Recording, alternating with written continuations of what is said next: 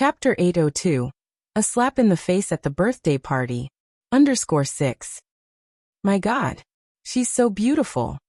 Enai Tsuehua and Enai Chengui turned their heads simultaneously, only to see Zheng Xianjing, clad in a pale blue luxurious gown, gracefully descending the staircase. The long trail of her gown dragged across the floor, diamonds on it glistening under the crystal lights, refracting dazzling light like the rippling surface of water. She really looks stunning. In awe, Enai Chengui exclaimed. I never thought your niece could look this beautiful. This gown must have been very expensive, right? Enai Tsuehua nodded. Yes, I heard it cost over 20,000 yuan. Enai Chengui was dumbfounded. 20,000 yuan just for a gown. The life of the wealthy is truly unimaginable. Watching everyone's envious gazes, Zheng Xianjing proudly held her gown, stepping down the stairs elegantly. She loved this feeling of superiority, basking in everyone's attention. Xianjing, you look really pretty tonight. Lu Kerson immediately greeted her. Zheng Xianjing pulled a slight smile. Just mediocre. Another wealthy girl approached. What do you mean mediocre? You look like a fairy descended from heaven. I think even fairies aren't as pretty as Xianjing. Listening to everyone's flattery, a proud smile enveloped Zheng Xianjing's face, impossible to hide. Just then Lu Kerson suddenly froze, staring at the staircase. Then another wealthy girl also froze. A collective gasp echoed through the air. Zheng Xianjing frowned slightly, wondering what they were looking at. She turned around to follow everyone's gaze. Upon turning, Zheng Xianjing also froze. There, coming down the stairs, was a woman in red. Red, a color so vividly intense. Yet on her, it seemed as though it was made just for her. The brilliant red set off her skin so fair and lips so fiery. The gown, cinching at the waist, accentuated her delicate figure, making it slender enough to encircle with an arm. Her gown's diamonds made her seem perched upon the clouds, unattainably high. She outshone everyone. Against this striking presence, the previously pure and elegant Zheng Xianjing seemed so colorless she virtually vanished, especially since they wore the same style of gown. Zheng Xianjing clenched her fists tightly, shaking in fury. Originally, picking red for Enai Yang was supposed to make her look ridiculous. Unexpectedly, it turned out to highlight her spectacularly. Zheng Lingling also couldn't believe she had slipped up. She regretted it. She shouldn't have chosen such a splendid evening gown for Enai Yang. Enai Chengui nearly yelled out, pulling on Enai Kuihua's sleeve. Yang Yang's mom, that's Yang Yang, right? My God. She looks so beautiful. Enai Tsuehua remarked. Our Yang Yang has always been this beautiful. Enai Chengui teased with a laugh. Look how proud you are. Shang Guanxi excitedly tugged on Shang Guansu. Brother, look at Yang Yang. Shang Guansu calmly responded. I see her.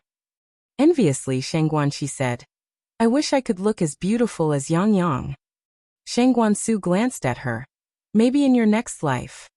Shang Guanxi, frustrated, hit Shang Guansu. Old Master Zheng, originally chatting with a few old friends, proudly announced after seeing Enai Yang descend. See? That most beautiful girl is my granddaughter. Does your granddaughter have a boyfriend? If not, my grandson is 22 this year. Old Master Zheng hummed. It's settled. My granddaughter has someone in mind already. Stop scheming for her. Seeing Enai Yang stealing all the limelight, Zheng Xianjing's face was nearly twisted with anger. Lu Kerson quickly consoled. Xianjing, that Enai Yang is just all show and no substance. She can't compare to you at all. You are Mr. Du's life savior, and I've heard all about it. Mr. Du had a very exquisite statue custom-made from top-grade gems for your birthday as a token of his gratitude. Really? Zheng Xianjing was somewhat surprised. Lu Kerson said. Of course it's true. My dad told me himself. He was the one who received Mr. Du the day he went to select the gems for carving. Mr. Du said it himself that he wanted to give it to the little Miss Zheng from the Zheng family as a birthday gift. Who else could the little Miss Zheng be, besides Zheng Xianjing? In fact, most of the people here tonight came because they had heard about this and wanted to wish Zheng Xianjing a happy birthday. They all wanted to take this opportunity to get acquainted with the legendary Mr. Du. So, Mr. Du had actually returned to attend her birthday party. At this moment, Zhang Xianjing had already pushed aside the awkwardness from earlier. Compared to Mr. Du, what was a little embarrassment? With Mr. Du by her side, she would still be the center of attention tonight. Zhang Xianjing was thrilled. Those around her were even more envious. Mr. Du had come to celebrate Zhang Xianjing's birthday in person. Not everyone could claim such an honor. Upon hearing this, Lingling immediately went over to Zhang Xianjing and instructed her. Xianjing, when Mr. Du arrives, don't act like those other insipid women. You need to show everyone how you can reject Mr. Du. In Beijing, besides Zhang Xianjing, who else could refuse Mr. Du? And yet, Zhang Xianjing had always been refusing him, despite Mr. Du's continuous efforts. After tonight, the whole of Beijing will know. Zhang Xianjing is Mr. Du's life savior. Zhang Xianjing nodded, suppressing the excitement in her heart. Okay, Mom, I understand. And so the course of the party changed completely, with everyone discussing Mr. Du. Did you hear? Mr. Du is coming later. I already knew about this. Miss Zhang is Mr. Du's life savior. How could Mr. Du not come? Lucky Miss Zhang Xianjing, to be able to even save Mr. Du. I didn't expect Zhang Xianjing, who appears so frail, to be so deeply capable. Indeed, Mr. Du's life savior? And Yang raised her eyebrows slightly upon hearing the discussion. It really was quite coincidental. The person she had casually saved also happened to be called Mr. Du. It remained to be seen which Mr. Du was the one famous throughout the 10-mile foreign trade district. And Yang didn't dwell on it, and proceeded to chat with Shang Guanxi and Shang Guansu. Shang Guanxi said, Yang, your dress looks absolutely beautiful. And Yang smiled. After the banquet, I'll lend it to you. Really? That would be great. Just then, a commotion arose at the entrance of the banquet hall, and all the guests paused to look. They saw 4 men in suits carrying a dazzling gem statue slowly walking inward. The crystal statue, about the height of half a person, was delicately carved, depicting many splendid peaches, symbolizing longevity. Leading the way, one man was dressed in a black suit. Another was dressed in a simple cloth robe and cloth shoes, holding Buddha beads. Despite his plain attire, every move he made exuded an unapproachable aura of nobility. That's Mr. Du. Someone in the crowd recognized him. Mr. Du had indeed come. Zhang Xianjing didn't know Mr. Du, but she recognized Wang Ziki, Mr. Du's assistant. Smiling slightly, she fluffed her curly hair and, restraining her excited heart, walked step by step towards Mr. Du. Mr. Du, I think I made it very clear to your assistant, Mr. Wang Ziki. I'm not the type to leverage gratitude for personal gain. Please take your item back. Chapter 803. Bullied Zhang Xianjing. Ugly behavior. Zhang Xianjing spoke with extreme confidence. She knew that Mr. Du was there for her. With so many people at today's birthday banquet, who else could share such glory? Yet, she wanted to be the most unique among them. She intended to refuse Mr. Du and make him fall for her exclusiveness. Zhang Xianjing's words indeed surprised everyone in the banquet hall. My God! No one expected that Zhang Xianjing would actually refuse Mr. Du. Zhang Xianjing enjoyed the stunned looks from everyone, stood up straight, and confidently faced Mr. Du. Just then, Wang Ziki, dressed in a suit, stepped forward. Excuse me. Miss Zhang, Mr. Du isn't here for you. Is Miss Yang here? What? Zhang Xianjing doubted she was hearing things. She was the one who had saved Mr. Du's life. What did Mr. Du want with Yang? Expressions of surprise showed on the faces of others as well. It seemed Zhang Xianjing was just being delusional. This was going to be an interesting scene. A VIP arrived at the banquet hall, and Mr. Zhang, the host, couldn't neglect his duties. He immediately approached. Is this Mr. Du? I am Yang Yang's grandfather. May I ask what brings the two of you here for my granddaughter? Wang Ziki bowed slightly. Mr. Zhang, this is Mr. Du. We have specifically come to celebrate Miss Yang's birthday. They came for Yang's birthday. They had come to celebrate Yang's birthday? Zhang Xianjing's face turned pale instantaneously. Mr. Zhang was also bewildered. Wasn't Zhang Xianjing supposed to be Mr. Du's lifesaver? Why was Mr. Du here to celebrate Yang's birthday instead? Wang Ziki continued to explain. Hey Race, what happened? A few months ago, Miss Yang once saved Mr. Du. However, at that time, Mr. Du was not aware of Miss Nis' real identity. Coincidentally, your family has 2 granddaughters of similar age, and Miss Zhang Xianjing concealed the truth. So we took a big detour and misidentified the lifesaver. In reality, it was Miss Ni Yang who actually saved Mr. Du. As soon as he spoke, the place went silent immediately. Zhang Xianjing felt her blood run cold, her face turning even paler than paper. Why did it turn out like this? She was the one who had saved Mr. Du. How could it be Ni Yang? The glares from the crowd felt like knives, one after the other slicing through her. Wang Ziqi's words were tactfully spoken, implying that Zhang Xianjing was essentially a fraud. So she's just a fraud. A fraud dares to play hard to get with Mr. Du? She thought Mr. Du would fancy her? Delusional. TSK. To dare impersonate Mr. Du's lifesaver, that's simply shameless. Someone in the crowd uttered these words.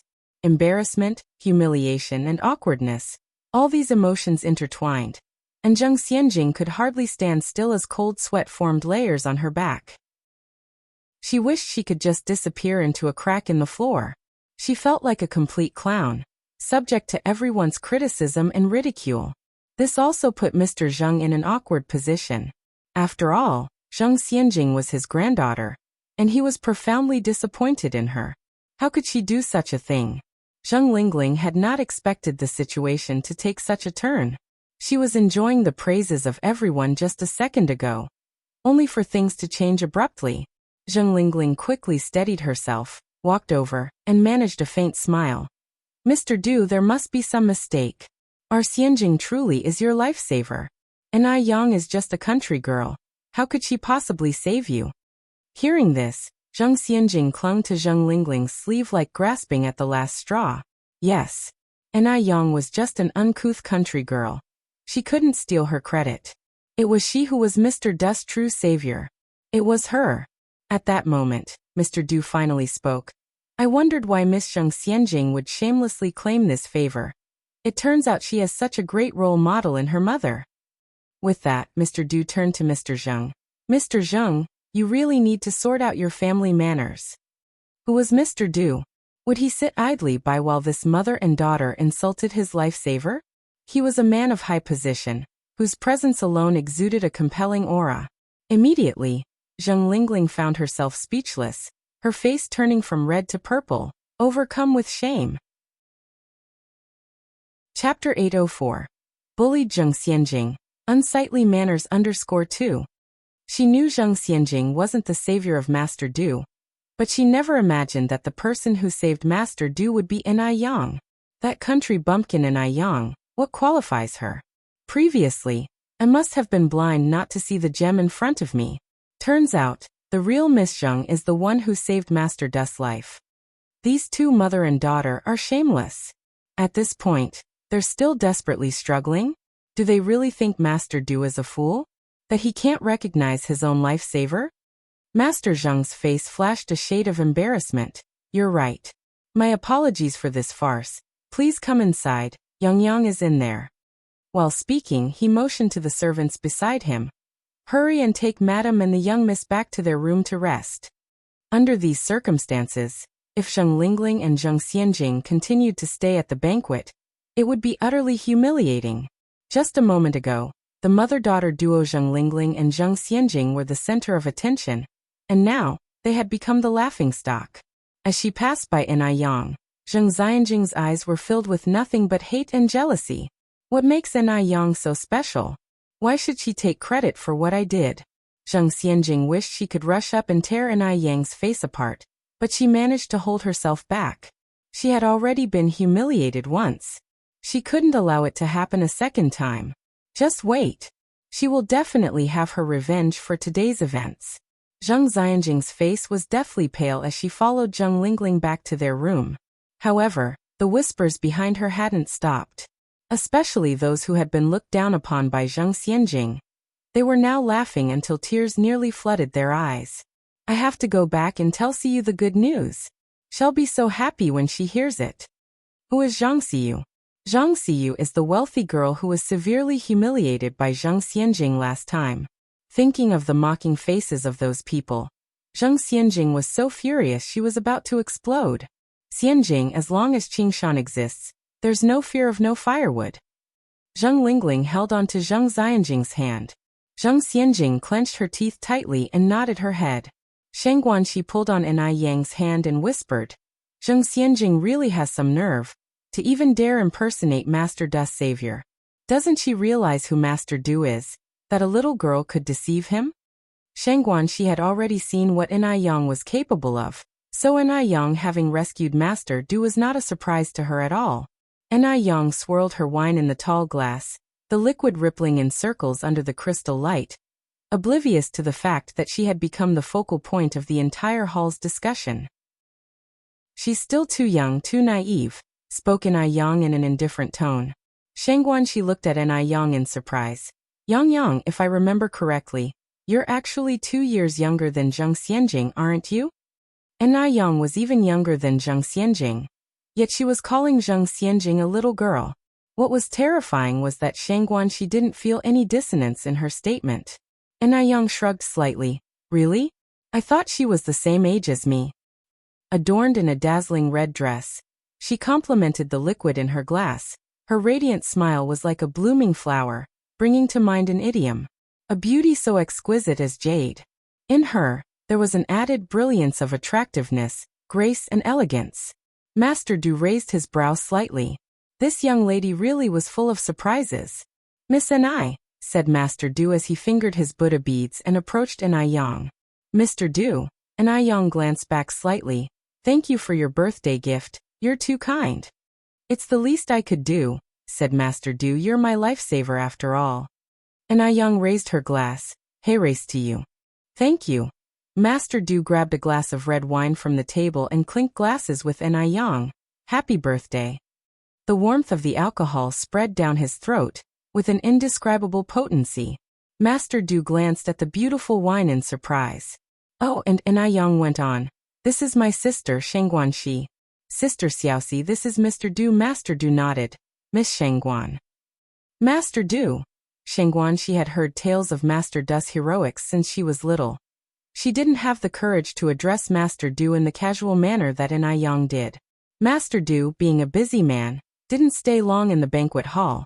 Although it was only for a short time, it still brought endless glory to the Zheng family. Those who had tried to curry favor with Zheng Xianjing earlier, by stepping on Enai Yang, now regretted their actions deeply. They had been blind, but now, it was too late for regrets. In the room, Zheng Xianjing laid on the bed sobbing uncontrollably, her features twisted. I will never forgive that bitch Enai Yang. Chapter 805. Bullied Zheng Xianjing, Unsightly Manners _3. Xianjing, stop crying.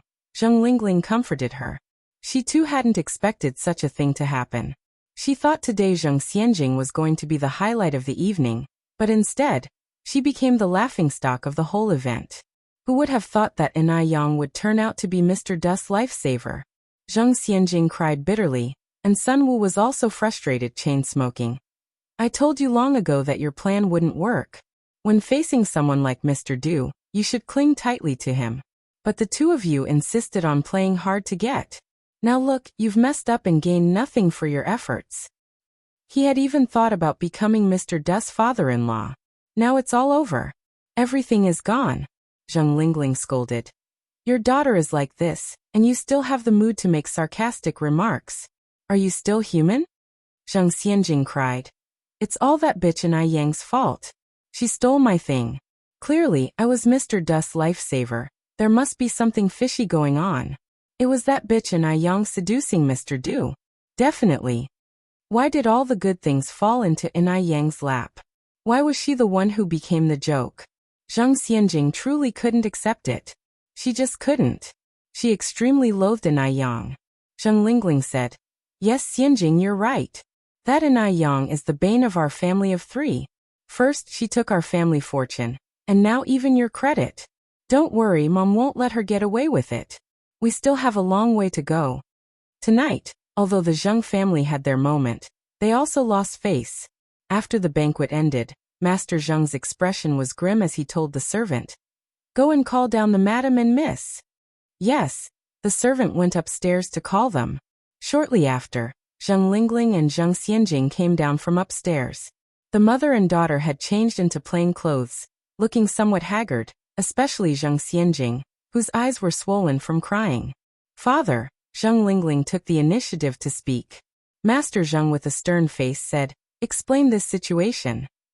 He hadn't managed affairs in many years, and his sudden stern expression was very oppressive.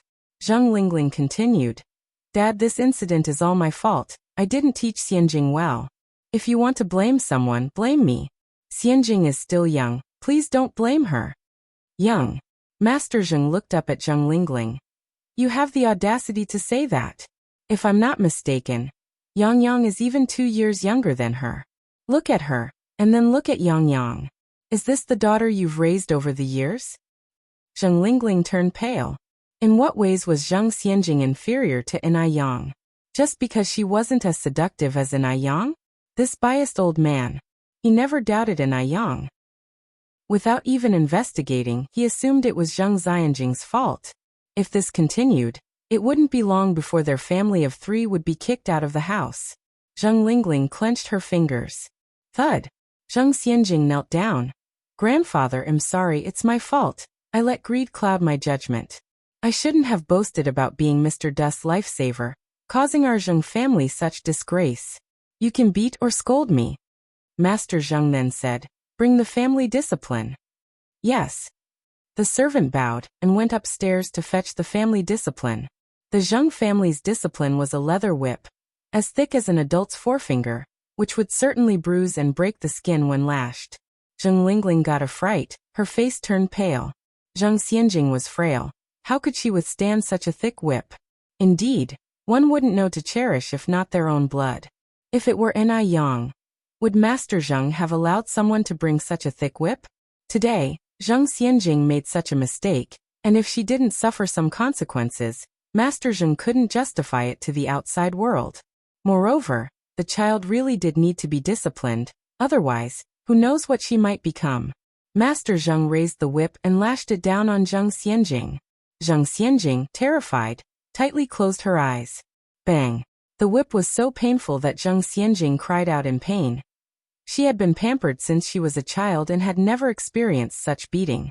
When the second lash came, Zheng Lingling timely shielded Zheng Xianjing, and the whip hit her instead.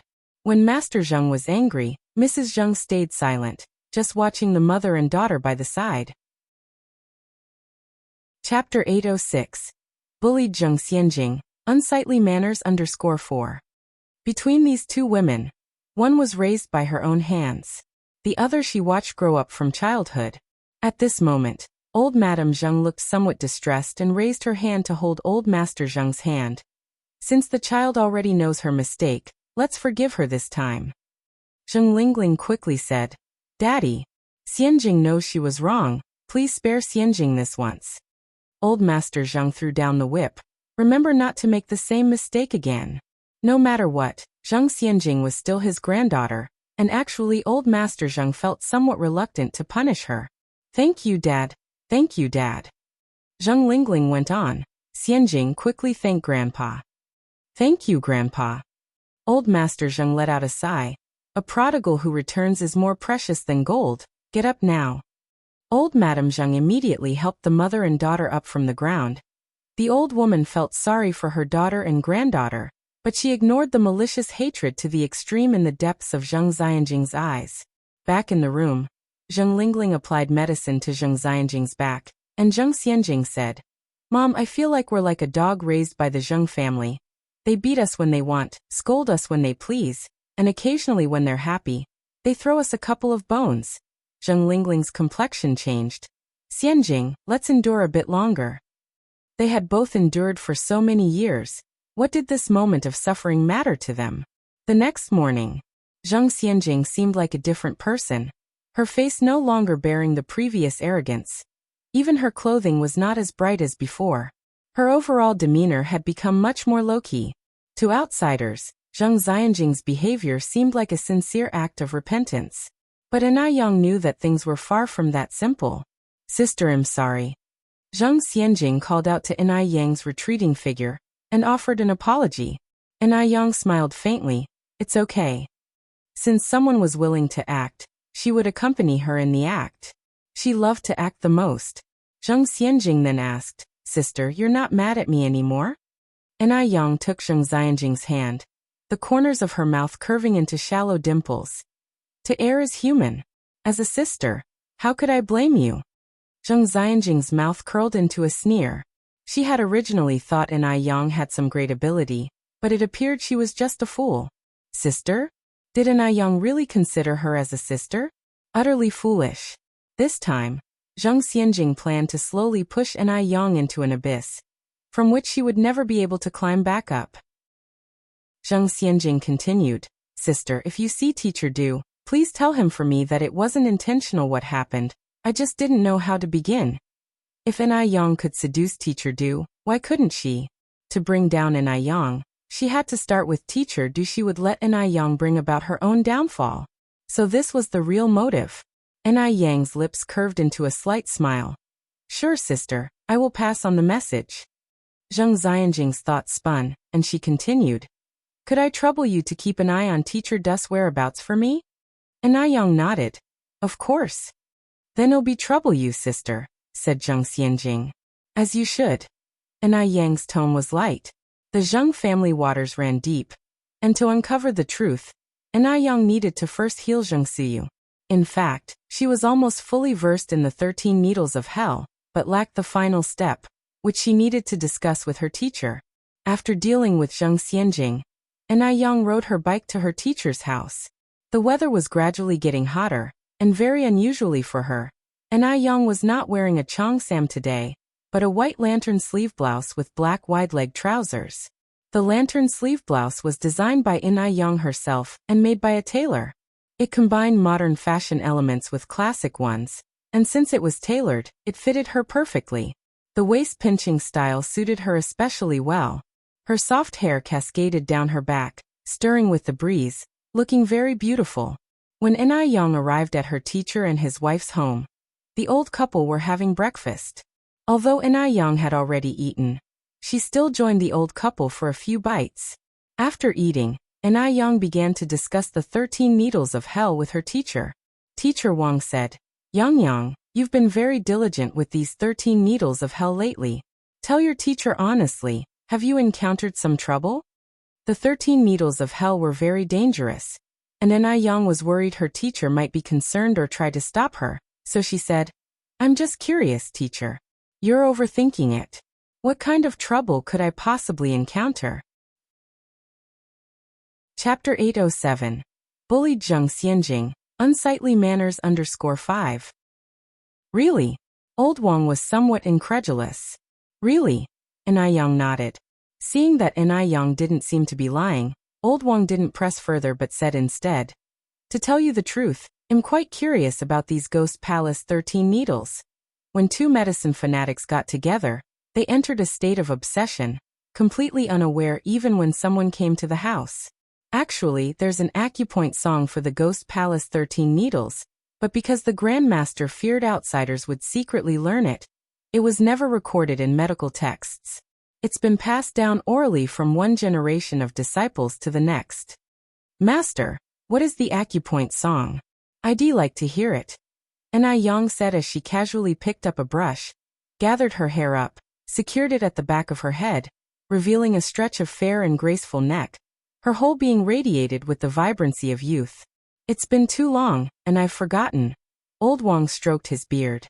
Please try to remember. Let me think. Old Wang tried hard to recall, then finally slapped his forehead. I remember now. For all illness caused by myriad demons' wild antics, 13 needles points must one acknowledge. First needle the Ghost Palace to start one's round, then needle Ghost Faith. Responses abound. One by one in order from head to toe seek.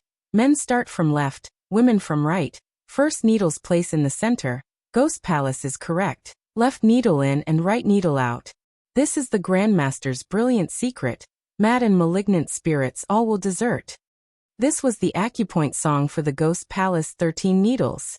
Enai Yang picked up another brush and quickly jotted down the acupoint song on rice paper with flawless accuracy, her writing speed matching Old Wang's speaking pace. The sunlight shone in from outside the door, casting two tall shadows. But nobody noticed this. Master, the acupoint song corresponds to the 13 major acupoints of the human body. Generally speaking, as long as you target these 13 major points, there wouldn't be much room for error. Yet Yang felt that it couldn't be that simple. There must be something missing. Old Wang's eyes lit up. Yang, your brush writing is quite good. Young people nowadays who can write with a brush are few and far between. Nowadays people use fountain pens, ballpoint pens, pencils. Old-fashioned things like brushes have long been phased out. But old Wang was different. After all, he had lived through that era and was a man who cherished the past, so he always kept brushes, and only used brushes at home. Yang smiled and said, Master, you have a good eye. I also think my writing looks quite nice. Old Wang didn't feel that his disciple was being vain at all and nodded. Of course, could my eye for talent ever be poor? Outside, the corners of a man's mouth twitched. Dad. Just then, a rough male voice rang through the air. Old Wang was stunned. Was he hearing things? Dad. Old Wang turned around sharply, and saw the son he had been longing to see. 2 years apart, and that rascal seemed to have grown tall again. Dad. Wang Ziki walked over and embraced Old Wang, his voice trembling. Old Wang couldn't help his eyes from reddening. He even doubted if he was dreaming. Old Wang stealthily pinched his thigh. Ouch. It hurt like hell. This wasn't a dream. Dad, I've missed you so much. Wang Ziki burst into tears. Boss Wang said with a stern face. A man should not lightly shed tears. What's there to cry about? Hold those tears back. Despite being on the verge of tears himself, he was still seriously chastising his foolish son. Wang Ziki wiped his face with his sleeve. Dad, where's Mom? Boss Wang replied. Your mom went to the vegetable garden. The vegetable garden is where they grow their own vegetables since they live in the countryside, and have to grow what they eat. Oh, Wang Ziki nodded and then added. By the way, Dad, this is my boss, Mr. Du. Old Wang knew of Mr. Du by reputation, but had never met him before. Mr. Du, it's a pleasure. Uncle, Mr. Du said, twirling his Buddha beads, nodding slightly. Old Wang took another look at Mr. Du, feeling that this Mr. Du was very different from the rumors, resembling more a schoolteacher from the Republic era, genteel and elegant. Just then, as if suddenly remembering something, Old Wang gestured to Yang. Yang, come here. Ziki, this is the apprentice I've taken on recently. Before Old Wang could finish speaking, Yang smiled and said, Master, I've already met my senior brother. With that said, she greeted Mr. Du. Mr. Du nodded in acknowledgement. Old Wang exclaimed in surprise. Yang, how do you two know each other? Yang succinctly replied. Master, isn't there a family portrait in the living room? One day I saw someone on the street who looked exactly like senior brother from the portrait, so we got to know each other. Chapter 808. Bullied Zheng Xianjing. Unsightly manners _6. Upon hearing this, Old Wang directly gave Wang Ziki a punch to the head. You little bastard. You come to Beijing and don't even think to visit your old man and mother. I really wasted my effort raising you. Wang Ziki, looking simple and honest, didn't know how to explain. Dad, I'm sorry, Old Wang huffed. I'm not your dad. Just then, noises came from the entrance. It was Wang Zhosha returning. Wang Zhosha wasn't as calm as Old Wang. She hugged her son, whom she hadn't seen for 2 years, and cried out loud. Yang stood to the side, the corners of his mouth turning up in a subdued smile. He had finally fulfilled his former master and mistress dream. The last time his former master and mistress saw their son, who had been missing for 2 years, the vibrant boy they remembered had been turned into a cold corpse. One could imagine the couple's feelings at the time. Such despair. Now that their son had finally come back, the couple was overjoyed. Wang Zhosha even slaughtered 2 chickens and a big goose. Although Old Wang seemed a bit unhappy on the surface, he was actually very pleased. I'll go catch some shrimp in the river. Go ahead. Wang Zhosha said with a smile. Be careful. Old Wang nodded. Wang Ziki was busy catching up with Wang Zhosha. Mother and son had so much to talk about after all these years apart. As a result, only Yang and Grandpa Du were left in the living room. Yang was busy researching the 13 ghost needles, and had no time to deal with Grandpa Do so. The scene became Ni Young reading medical texts, Grandpa Do counting Buddha beads. The only sound in the air was the flipping of pages. Although no one was speaking, the scene wasn't awkward. After lunch, Wang Ziki seemed to remember something important. Dad, Grandpa Do hasn't been feeling well lately. Could you please take a look at him? Old Wang looked at Ni Yang. Yang, you've followed behind me for so long. Why don't you try to put your learning into practice? Grandpa Do. These master and disciple. One just happened to save him. The other wanted to use him for practice. It really fit the saying. If you're not family, you won't enter the same door. Ni Yang nodded. Okay. Grandpa Do's lips twitched. She really dared. Ni Yang walked over to Grandpa Do. Could you please extend your right hand? Grandpa Do did as asked. The cold fingertips rested on his wrist for quite a while. Yet there was no sound. Grandpa Do looked up and asked, Is there any hope? Ni Yang withdrew her fingers. It's not that serious, Mr. Do. This is an old ailment. The toxins accumulated in your body haven't been completely cleared.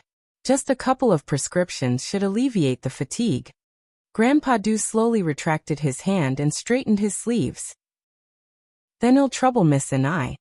The young lady was still able to discern his old ailment, which meant she had some skill. However, Grandpa Do had already figured she had good medical skills. Otherwise, she wouldn't have left the right pills for him that night. A doctor's heart is like that of a parent's. It's only right. Ni Yang said in a muted tone as she took out a writing brush to prescribe the medicine. A doctor's heart is indeed like that of a parent's, the saying goes. But Grandpa Do felt something was off. After the prescription was written, Ni Yang handed it to Old Wang. Master, please have a look. Old Wang took the prescription and moved next to Grandpa Do. Forgive the trouble, Grandpa Do, but please extend your hand again. Grandpa Do extended his hand. As Old Wang felt Grandpa Do's pulse, he understood why Ni Yang hadn't said anything for so long. Grandpa Do's pulse was indeed peculiar. Old Wang felt the pulse while looking at the prescription Ni Yang wrote, nodding repeatedly. Good. You are truly a disciple worthy of being trained by Wang Yu. Such talent, such intellect, how could an ordinary person compare? In a short while Old Wang put away the prescription and then said, Grandpa Do, Yang's prescription can cure your old ailment. You've really encountered a savior today. Grandpa Do put away the prescription. Thank you. That afternoon, because someone from the village came to seek treatment and a particular rare herb was missing, the patient's condition was quite urgent. Old Wang had no choice but to go up the mountain with a basket to gather herbs. Ni Yang approached. Master, it's getting late now. You're getting on in years, and it's not safe to go up the mountain. Let me go instead. It had rained last night, and the mountain was likely to be filled with miasma. Ni Yang was worried for Old Wang. Old Wang laughed. Listen to you, girl. If a big man like me isn't safe, how could a young lass like you be any safer? Let the master go. Ni Yang took the basket off Old Wang. Don't forget, master, I'm quite skilled. Besides, today is Big Brother's first day back. You should stay and keep him company at home. Chapter 809. Bullied Zheng Xianjing. Unsightly manners _7. Old Wang was left speechless by her remarks, but still expressed his concern. Yang, are you sure you can manage alone? Sure, no problem. Ni Yang slung her carrying basket on her back, waved to Old Wang, and turned to leave. Old Wang watched Ni Yang's retreating figure with worry. By chance at this moment, Master Du came out of the house. Old Wang grabbed hold of Master Du and said, Master Du, the girl Yang has gone up to the mountain alone. If it's not too much trouble, could you please go and check on her? After all, Ni Yang was Master Du's lifesaver. It wasn't too much to ask Master Du to ensure Ni Yang's safety. Besides, with Master Du around, who was the Grim Reaper of the 10-mile foreign market, Old Wang felt very secure. Master Du's expression was unfazed. First, they had used him for sparring, and now they were actually asking him to play bodyguard. What was this all about? If word got out, it would ruin his reputation for life, but out of respect for Old Wang as an elder, and given that Ni Yang had saved him before, Master Du did not refuse. All right, uncle, I'll go now. But this was only a one-time exception. Old Wang, touched, said, "Then I'll have to trouble you, Master Du, holding his Buddha beads, headed in the direction An Yang had gone, pursuing steadily. On the other side, where Wu Yinyan was. Thanks to An Yang's support, Wu Yinyan finally managed to eat nearly 2 full meals at home. However, this quickly drew Grandma Wu's dissatisfaction. She felt that Wu Yinyan really didn't understand anything. Even she, as a grandmother, hadn't filled her belly, yet Wu Yinyan was only looking out for herself. A 17-year-old girl, yet not as sensible as a 7-year-old child. She had given Wu Yinyan hints, both openly and covertly, on so many occasions, but Wu Yinyan just didn't get it, bowl after bowl. So selfish. Grandma Wu, watching Wu Yinyan polish off 2 bowls of congee, could only feel a headache coming on. She put down her chopsticks and said discontentedly, "I'm full." Wu Jinshu, surprised, said, "Mom, you only had half a bowl. Are you feeling unwell?" "It's nothing, don't fuss over me." Grandma Wu stood up. "I'm going out for a walk." Watching Grandma Wu's departing figure, Yan Erju said, "What's going on with Mom?" Wu Jinshu shook his head. "Who knows? Let it go, let it go. Don't worry about her, let's eat our meal." Wu Yanyan's hand froze while holding her bowl. She felt that her grandma was upset because of her. But she hadn't eaten that much, had she? Normally, when she was hungry, she would have to drink 4 bowls of such thin congee. Today, she had barely had 2 small bowls. Maybe she was overthinking it. Grandma Wu walked all the way to a house that was very stylishly decorated and knocked on the luxurious iron gate. "Lanzi, are you home?" "Lanzi." Soon the robust Wu Lan walked out of the house all smiles. "Auntie, it's such a rare pleasure to see you. Come in, please come in." In present-day terms, Wu Lan's status would be considered that of a landlord. She had over 30 houses, collecting an average of 300 yuan in rent each month. In an era when the average wage was about 30 yuan, Wu Lan was living the dream life everyone yearned for. Wu Lan's house was a 3-story Western-style building beautifully decorated on the inside. Grandma Wu sighed. "If I could live in a Western-style building like this just once in my life, I'd die content." Wu Lan laughed and said, "Auntie, you're too modest. Your good fortune is still ahead of you." Seated inside, Wu Lan courteously offered Grandma Wu some pastries and tea. Having not eaten her fill at home, Grandma Wu ate several pieces of egg cake, and even stealthily pocketed one, intending to bring it back for her eldest grandson. Wu Lan noticed Grandma Wu's sneaky move, but said nothing about it. Although Grandma Wu's manners were unsightly, she was there to ask a favor, wasn't she? After eating and drinking her fill, Grandma Wu continued, "Lanzi, those things you mentioned to your auntie last time, are they still valid?" Chapter 8:10. Be a worldly person who drinks alcohol and eats meat.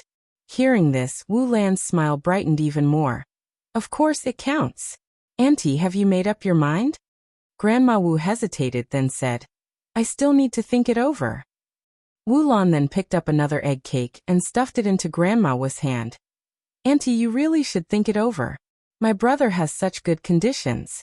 If Yin marries him, she'll just be responsible for giving birth to a child for my brother. All she needs to do is take good care of my mom and the 2 kids. She doesn't have to do any other hard work. She can just enjoy her easy life at home." Wu Lan had a younger brother named Wu Chang, 35 years old this year. He had been widowed 2 years earlier and hadn't found a suitable match. So when Wu Lan saw that Wu Yinyan was quite good-looking and still a maiden, she wanted to introduce Wu Yinyan to Wu Chang. Grandma Wu continued, "Lanzi, how old is your brother this year? How many people are in his family? I didn't quite catch it last time. Tell me about it in detail this time." Wu Lan poured a cup of tea for Grandma Wu. "My brother is 35 this year. That dead wife of his left behind 2 daughters. The oldest is 9 this year, and the younger is 7. Then there's just my mom at home, no one else. Don't worry, my brother's household is very simple. After Yin marries him, certainly no one will be able to bully her." Grandma Wu frowned. "At 35 years old, that's a bit old, and he has 2 children. Our Jinshu is also only 35 years old." Wu Lan continued. "Auntie, don't look at my brother's age, but he has good conditions. You see, our family is doing pretty well, right? My brother's conditions are even better than mine. My brother owns 30 apartments. The house you are renting now, just in front of that, belongs to my brother. Auntie, if this goes through, I can talk to my brother about giving you that house in front. He has so many apartments, he wouldn't miss one. Wu Lan spoke with the confidence of wealth, and Grandma Wu was astounded, asking hurriedly, the 2-story Western-style house with a yard just in front. That's right. Wu Lan nodded. That's the 2-story Western-style house with a yard. I'm telling you, that house is well insulated against the heat of summer and the cold of winter. It's not any worse than this house we're in. Grandma Wu had always envied the owner of that Western-style house with a yard. She never imagined that it belonged to Wu Lan's brother. Getting a house upon a successful arrangement. It did seem that Wu Lan's brother really was well off. Wu Lan, observing the change in Grandma Wu's expression, added, Auntie, Dalong and Erlong haven't started school yet, have they? How can boys not go to school these days? Without an education, they'll struggle to find wives in the future. Wu Dalong and Wu Erlong were of school age, yet neither was attending school. It wasn't for lack of trying, but their family's financial situation couldn't keep up. Grandma Wu was worried too. After all, they were boys. What if they truly couldn't find wives when the time came? It must be said that Wu Lan had precisely struck Grandma Wu's most sensitive spot. Watching Grandma Wu's expression, Wu Lan pressed on. Auntie, even if not for anything else, you should consider it for the kids' sakes. Brother Jinshu and his wife have been in Beijing for many years, and still don't have their own place to live. If Yin marries my brother, not only can he ensure Dalong and Erlong go to school, but he can also solve your housing problem. With a house, you can also move your household registration here, and your family will become locals in Beijing. Then, young girls will be throwing themselves at you. Why worry about Dalong and Erlong not finding wives? The terms Wu Lan offered were too favorable. Grandma Wu couldn't help but be moved. Her 2 grandsons would be able to attend school, they would have a Western-style house to live in, and become Beijing locals. This was the life she had longed for in her dreams. Yet she was, after all, a relative of the bride's side. She needed to maintain some decorum. It wasn't like her granddaughter couldn't find a husband. Grandma Wu took a bite of the egg cake and said, although that's what you say, your brother is looking for a second marriage and already has 2 children, whereas our Yenyun is still an untouched girl. Wu Lan patted Grandma Wu's hand. Auntie, I am someone who doesn't beat around the bush and I don't speak falsely. If what I say sounds unpleasant, please don't be angry. If your Yenyun wasn't a maiden with my brother's conditions, he really wouldn't consider Yenyun at all. Grandma Wu choked. Although Wu Lan's words were a bit harsh, they were indeed the truth. Wu Lan's brother had superior conditions, wealth, and property. What did Wu Yenyun have? Wu Yenyun was nothing more than a few years younger than Wu Lan's brother. Chapter 8:11. Be a worldling and drink alcohol and eat meat _2. Wu Lan continued. My brother is very proud, always wanted to find an unmarried girl. Otherwise he would have married long ago. Why would he still be waiting? You don't know how many divorced women are willing to pay to marry my brother. Wu Lan wasn't really bragging. Wu Chang himself was quite a catch, and countless divorced women wanted to be with him. Unfortunately, Wu Chang didn't want anyone who had been married before. Actually, with Wu Chang's qualities, finding an unmarried girl would be very easy. But Wu Chang also demanded that the woman be beautiful. In Beijing, there was no shortage of pretty young girls, but how many parents were willing to let their precious, unmarried daughters become stepmothers? That's why Wu Chang still hadn't found the right match. Right when Wu Yanyun's family moved in, Wu Lan noticed that Wu Yanyun was quite beautiful, sensible, and dutiful, so she thought of introducing her to her brother. With Wu Chang's excellent prospects, Grandma Wu didn't want to give up. She had been alive for so many years, but had never once lived in a Western-style house. She dreamt of living like city people in a Western-style house, if only just once. I can't decide for Yin on this matter. I need to ask Jinshu and his wife. Wu Lan took Grandma Wu's hand.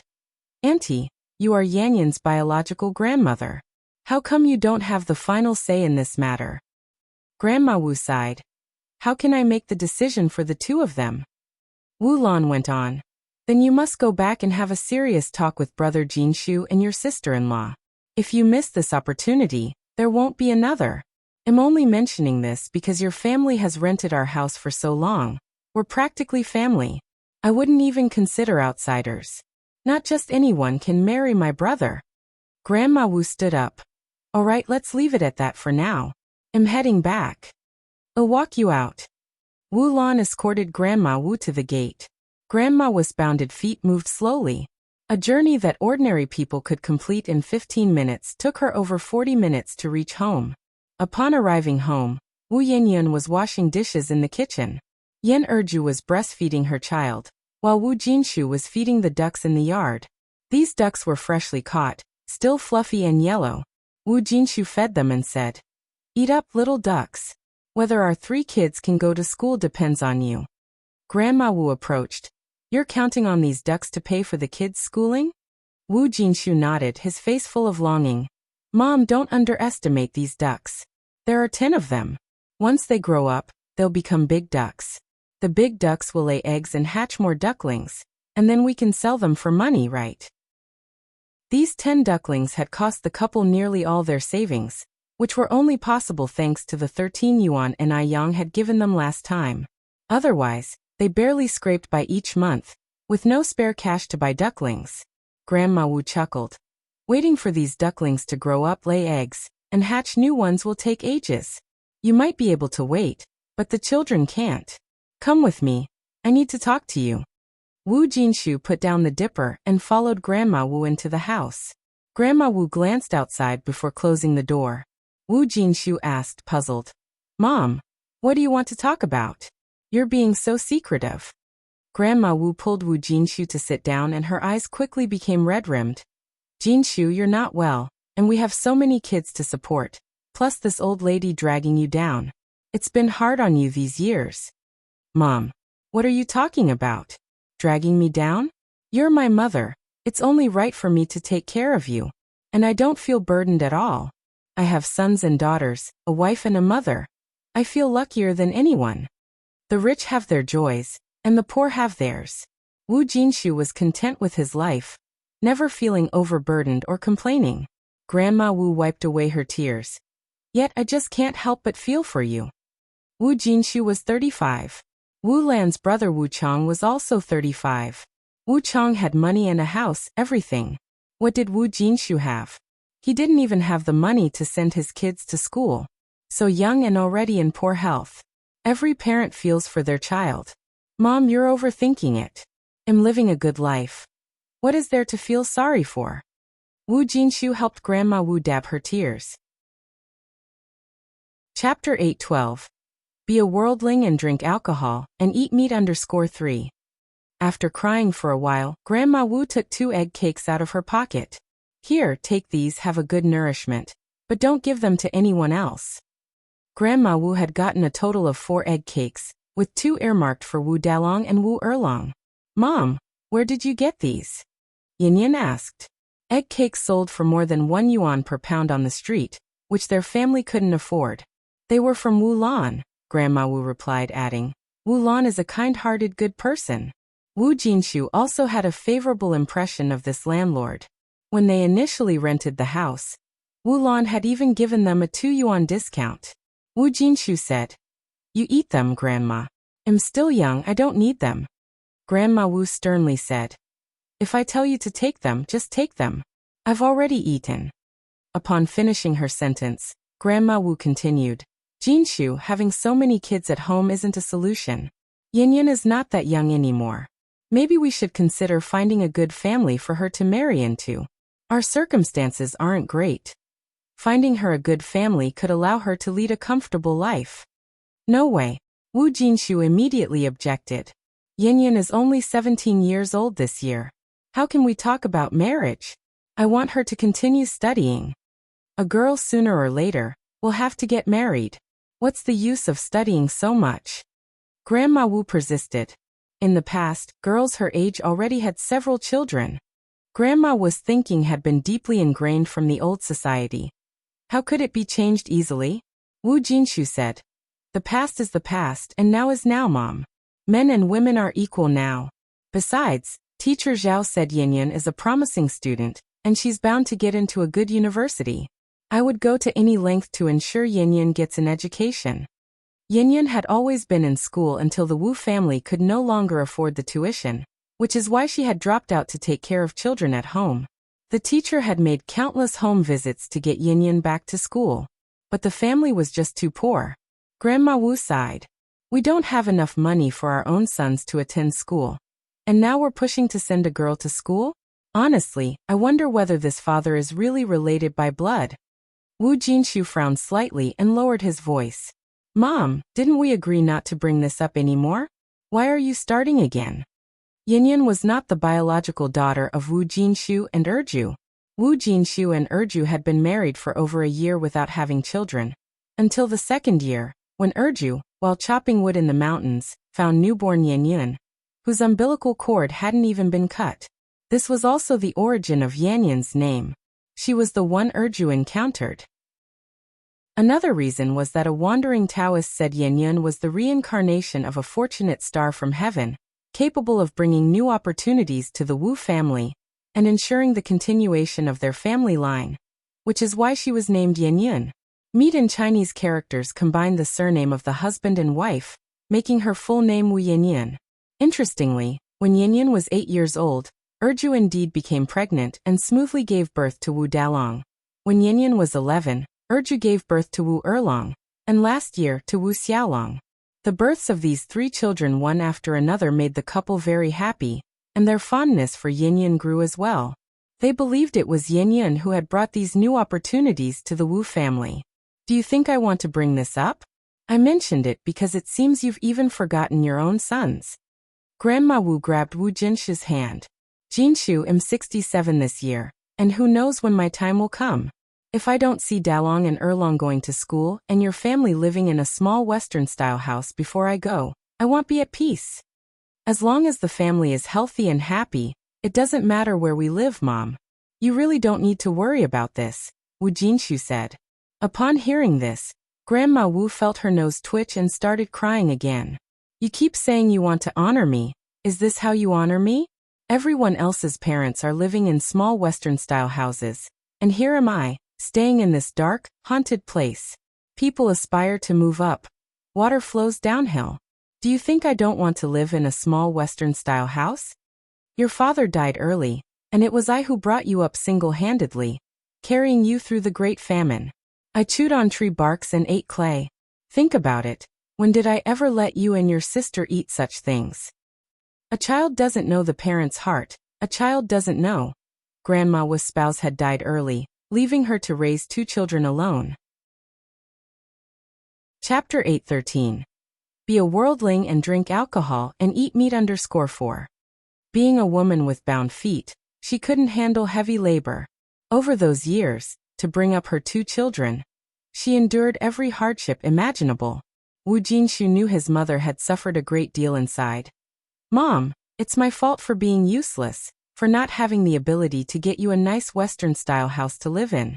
But rest assured, I believe that one day, our family will be able to live in one.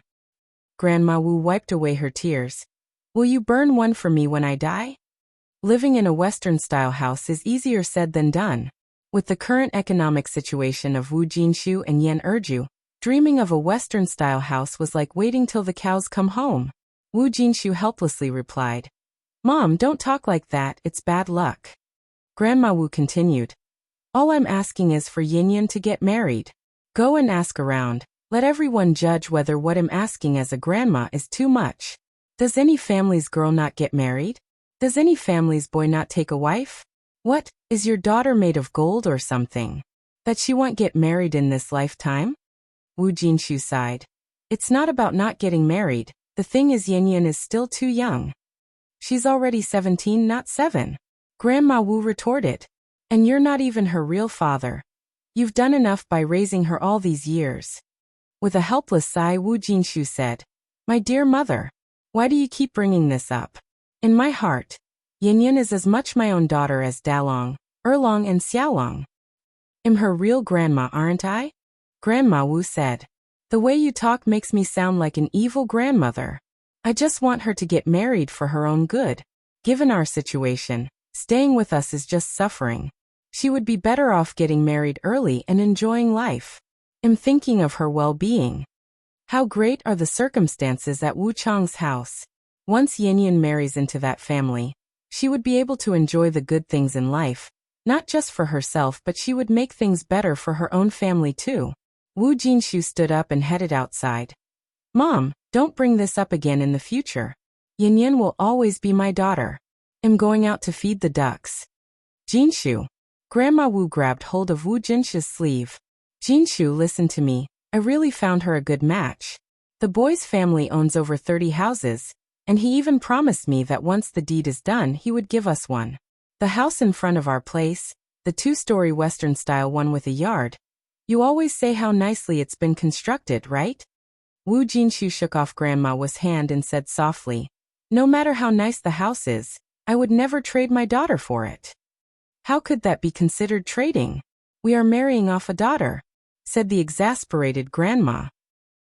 Besides, they even said they could transfer our whole family's registration to Beijing, and then we would become Beijingers. Mom, please don't talk about this anymore.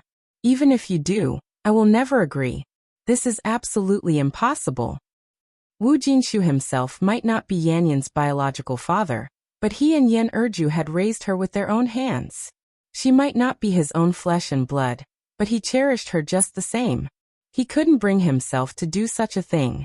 Wu Jinshu opened the door and left Grandma Wu's room. Watching Wu Jinshu's departing figure, Grandma Wu sighed deeply. She just couldn't understand. Was that adopted child really that important? More important than a Western-style house and her own son? She couldn't fathom what kind of father Wu Jinshu was. After all, she wasn't trying to harm Yin. She was looking to secure her a life of comfort. Most people couldn't even dream of marrying someone like Wu Chang. A child doesn't stay under parents' control forever. Grandma Wu wiped away her tears, recalling the hardships of her past and the grievances of the present. The more she thought about it, the sadder she became, crying so much that her eyes swelled. When she was young, she went without food and clothes. Now that she was old, she was still depriving herself. What for? For this family, for the children. But no one appreciated her efforts. They were all good people, and she was the only bad one. No, this time she would have that Western-style house, or else she couldn't die in peace. Seeing Wu Jinshu emerge from Grandma Wu's room, Yan Erju tugged at his sleeve. What was Mom talking to you about?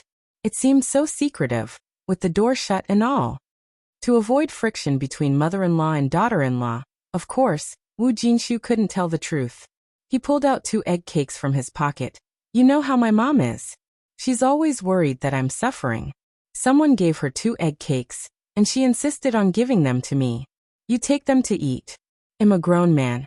I can't stomach such rich food. Chapter 8:14. Be a worldling and drink alcohol and eat meat _5. Erju Yen stuffed the egg cake back into her husband's hand. You keep what's given to you. Your health has always been poor. Jinshu Wu smiled. All right, then we'll each have one. Erju then asked. Didn't Mom say anything else to you? No, Jinshu answered. What could an old woman who never leaves the house possibly have to say? Erju figured that made sense, so she didn't press further. Then I'll take this egg cake to Xiaoyan. Erju was very fond of her daughter Yin. No matter what goodies she had, her 2 sons would have to step aside. The first person she thought of was always her daughter Yin. On the other side, Mr. Du quickly caught up with Yang. Why are you here? Yang looked back, puzzled. Twisting his Buddha beads, Mr. Du said. Your master is worried about you going up the mountain alone. Yang grinned. What's there to worry about? Can a big living person like me get lost? Mr. Du, please go back. Mr. Du took a step forward. I do not make promises lightly. Since I've agreed to your master, I won't let him worry. Hurry up then, it's about to get dark. Hearing this, Yang had no choice but to follow. Soon enough, the 2 of them entered the mountains. It had rained the previous night. The mountain air was incredibly fresh, with unknown flowers blooming among the grass, looking gorgeous. As she walked, Yang picked flowers. In no time, she gathered a large handful. the dazzling colors complementing her jade-like face. It was truly a case of the lady being lovelier than the flowers. Mr. Du followed behind. Didn't your teacher ever teach you to protect plants and flowers? Anai Young placed the flowers into her basket. Didn't your teacher ever teach you to be more flexible in your thinking? The ancient said. If you have flowers, you should pick them before they wilt. Don't wait for the branches to become bare. Mr. Du was speechless. This young girl always managed to leave him at a loss for words. For the rest of the time, Mr. Du simply kept silent, quietly following behind. Conveniently, Anai Young preferred not to be disturbed while she was digging for herbal medicine. The mountain woods were well preserved at this time, with all kinds of herbs to be found. The more Anai Young dug, the less she wanted to return. She even encountered several plants that had disappeared in later ages. Mr. Du leaned against a pine tree, half closing his eyes, slowly twirling the Buddha beads in his hand. At that moment, he suddenly opened his eyes and said to Anai Young, "Don't move." Above Anai Young, in the branches of a tree, coiled a bamboo viper, flicking its tongue. The bamboo viper was a terrifyingly venomous snake. A single bite could be crippling, if not fatal. Just as Mr. Du was about to make a move, Anai Young swiftly stood up and with lightning speed, grasped the 7-inch of the viper, even faster than the snake itself. It was a second that could make one's heart race. Holding the viper's 7-inch in one hand, Anai Young drew a shining dagger from her waist with the other, deftly extracted the snake gall, popped it into her mouth, and swallowed it whole. It was incredibly cool. The whole scene left Mr. Du open-mouthed in astonishment. Was she really a woman? Mr. Du began to doubt Anai Yang's gender. Over the years, Mr. Du had seen girls from all over Jiangnan, but he had never seen any quite like Anai Yang. Able to fight, skilled in medical arts, adept at collecting herbs, and unafraid of snakes.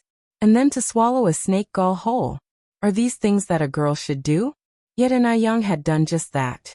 Having smoothly swallowed the snake gall, Anai Young looked up at Mr. Du. Snake gall is a valuable thing. It can dispel wind and dampness, cool the eyes, detoxify prickly heat, and it's highly nourishing. Want to try one? Though she had just killed a snake, not a trace of blood stained her hands. If one hadn't seen it with their own eyes, who would believe such a delicate young lady was capable of such incredible feats? Clutching his Buddha beads, Mr. Du fought down his roiling stomach, shaking his head. No, thank you.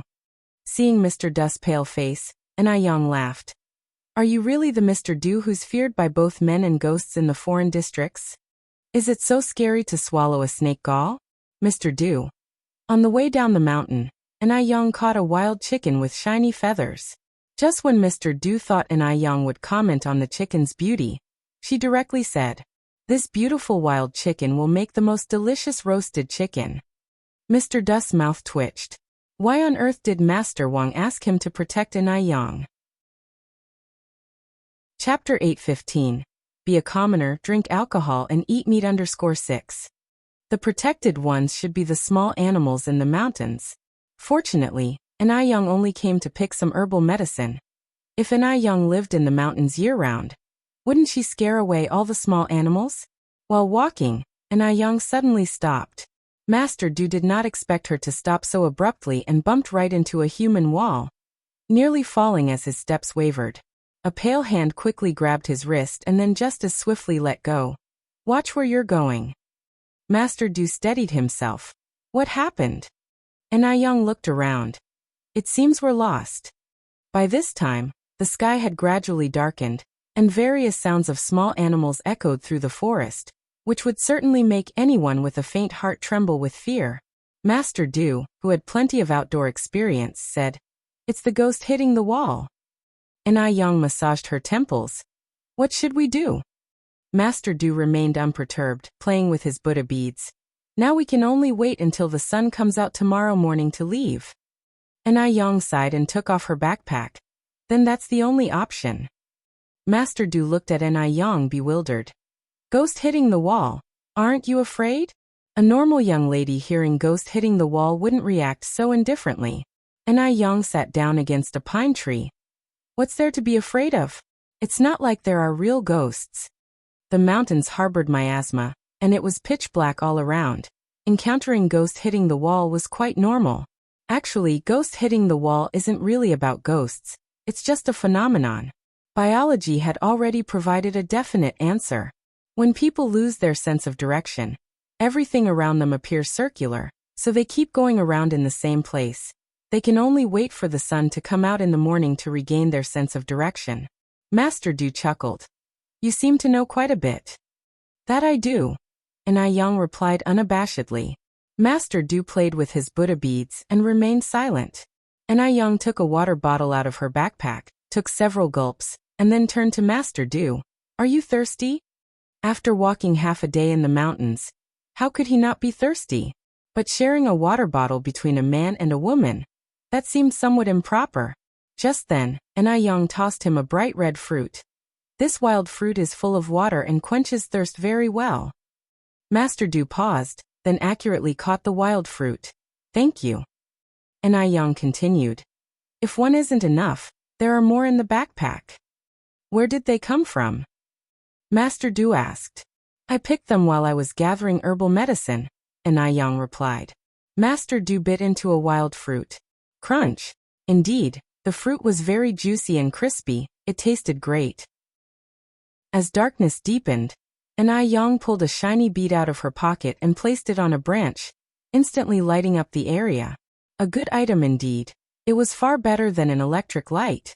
Master Du, surprised, said, I thought you sold that bead? An I Young took out a dagger and swiftly slit the throat of the roasted chicken. I was planning to sell it, but unfortunately, I met a boss who didn't appreciate its value. I see. Master Du's expression softened, turning to look at an I Young, and his gaze shifted back to astonishment. What are you doing? Killing the chicken. An I Young answered casually. Why kill the chicken? An I Young responded incredulously. Of course, to eat it. Do you want to go hungry tonight? After a pause, an I Young added.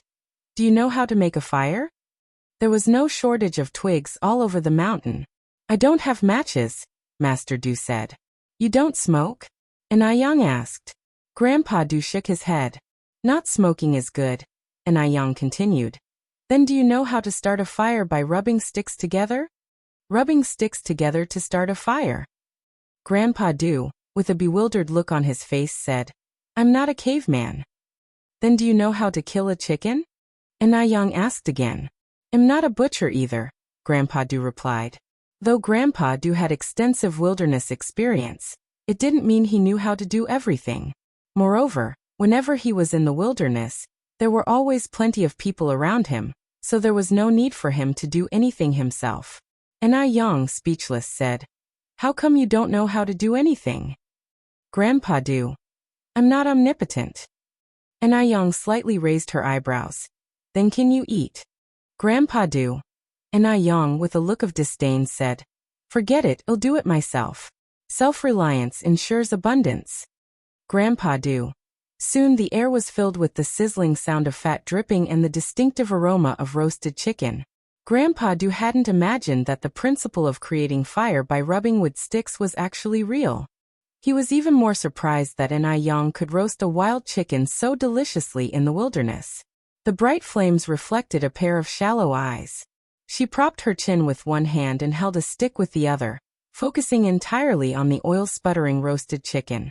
This reminded Grandpa Du of the firefox he was raising. Grandpa Du leaned against the pine tree, casually withdrew his gaze, and looked up at the sky.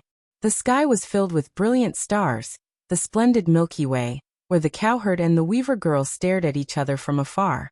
Grandpa Du's fingers moved slightly, the Buddha beads also moved, and just then, a savory chicken leg was handed over. Here, eat. While talking, An I Young had already taken a big bite from the chicken leg in her hand. Grandpa Du silently recited in his heart, meat and wine pass through the intestines, Buddha stays in the heart, then took the chicken leg. Thank you. You're welcome, I couldn't finish it by myself anyway, An I Young said nonchalantly. The chicken leg was deliciously roasted, crispy on the outside and tender on the inside, with each bite filling his mouth with meat. Grandpa Du hadn't felt this satisfied in a long time. At that moment, he felt that being a common man who drinks and eats meat wasn't too bad after all.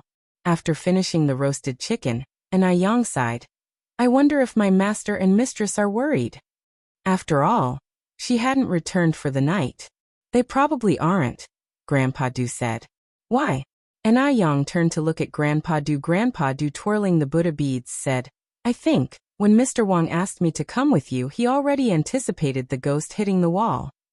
After all, Mr. Wang lived at the foot of the mountain, and he must be very familiar with the conditions in the mountain. He was so worried about An Ah Young probably because he feared that she would be frightened if she encountered the ghost hitting the wall alone. An Ah Young stood up and said, That makes sense.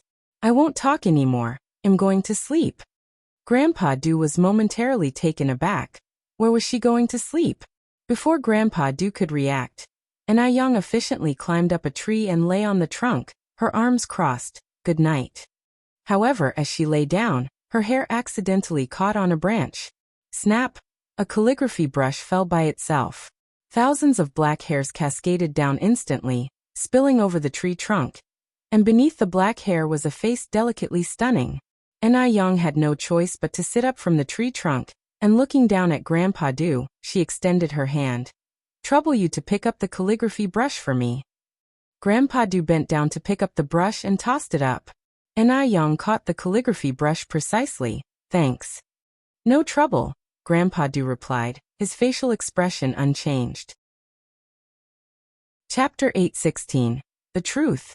An Ah Young sat steadily on the tree trunk, using a brush to secure her long hair behind her head, revealing a face as clear and refined as a painting. Her long black hair instantly disappeared between her pale fingers, which surprised Mr. Du. A tiny brush, yet so magically effective. A strand of hair mischievously slid from her forehead, and Ah Young casually swept it back and yawned. I'm so sleepy, I'm going to sleep now. Mr. Du, you should sleep early too. As she spoke, An Ah Young lay down on the tree trunk. Fortunately, she hadn't worn a cheongsam today, otherwise it would have been really inconvenient. Mr. Du sat under the tree, picking up a few dry branches and placing them on the blazing bonfire, the new wood causing sparks to fly. The two, one above and one below the tree, coexisted in extreme harmony. After a while, An Ah Young's even breathing could be heard from above the tree.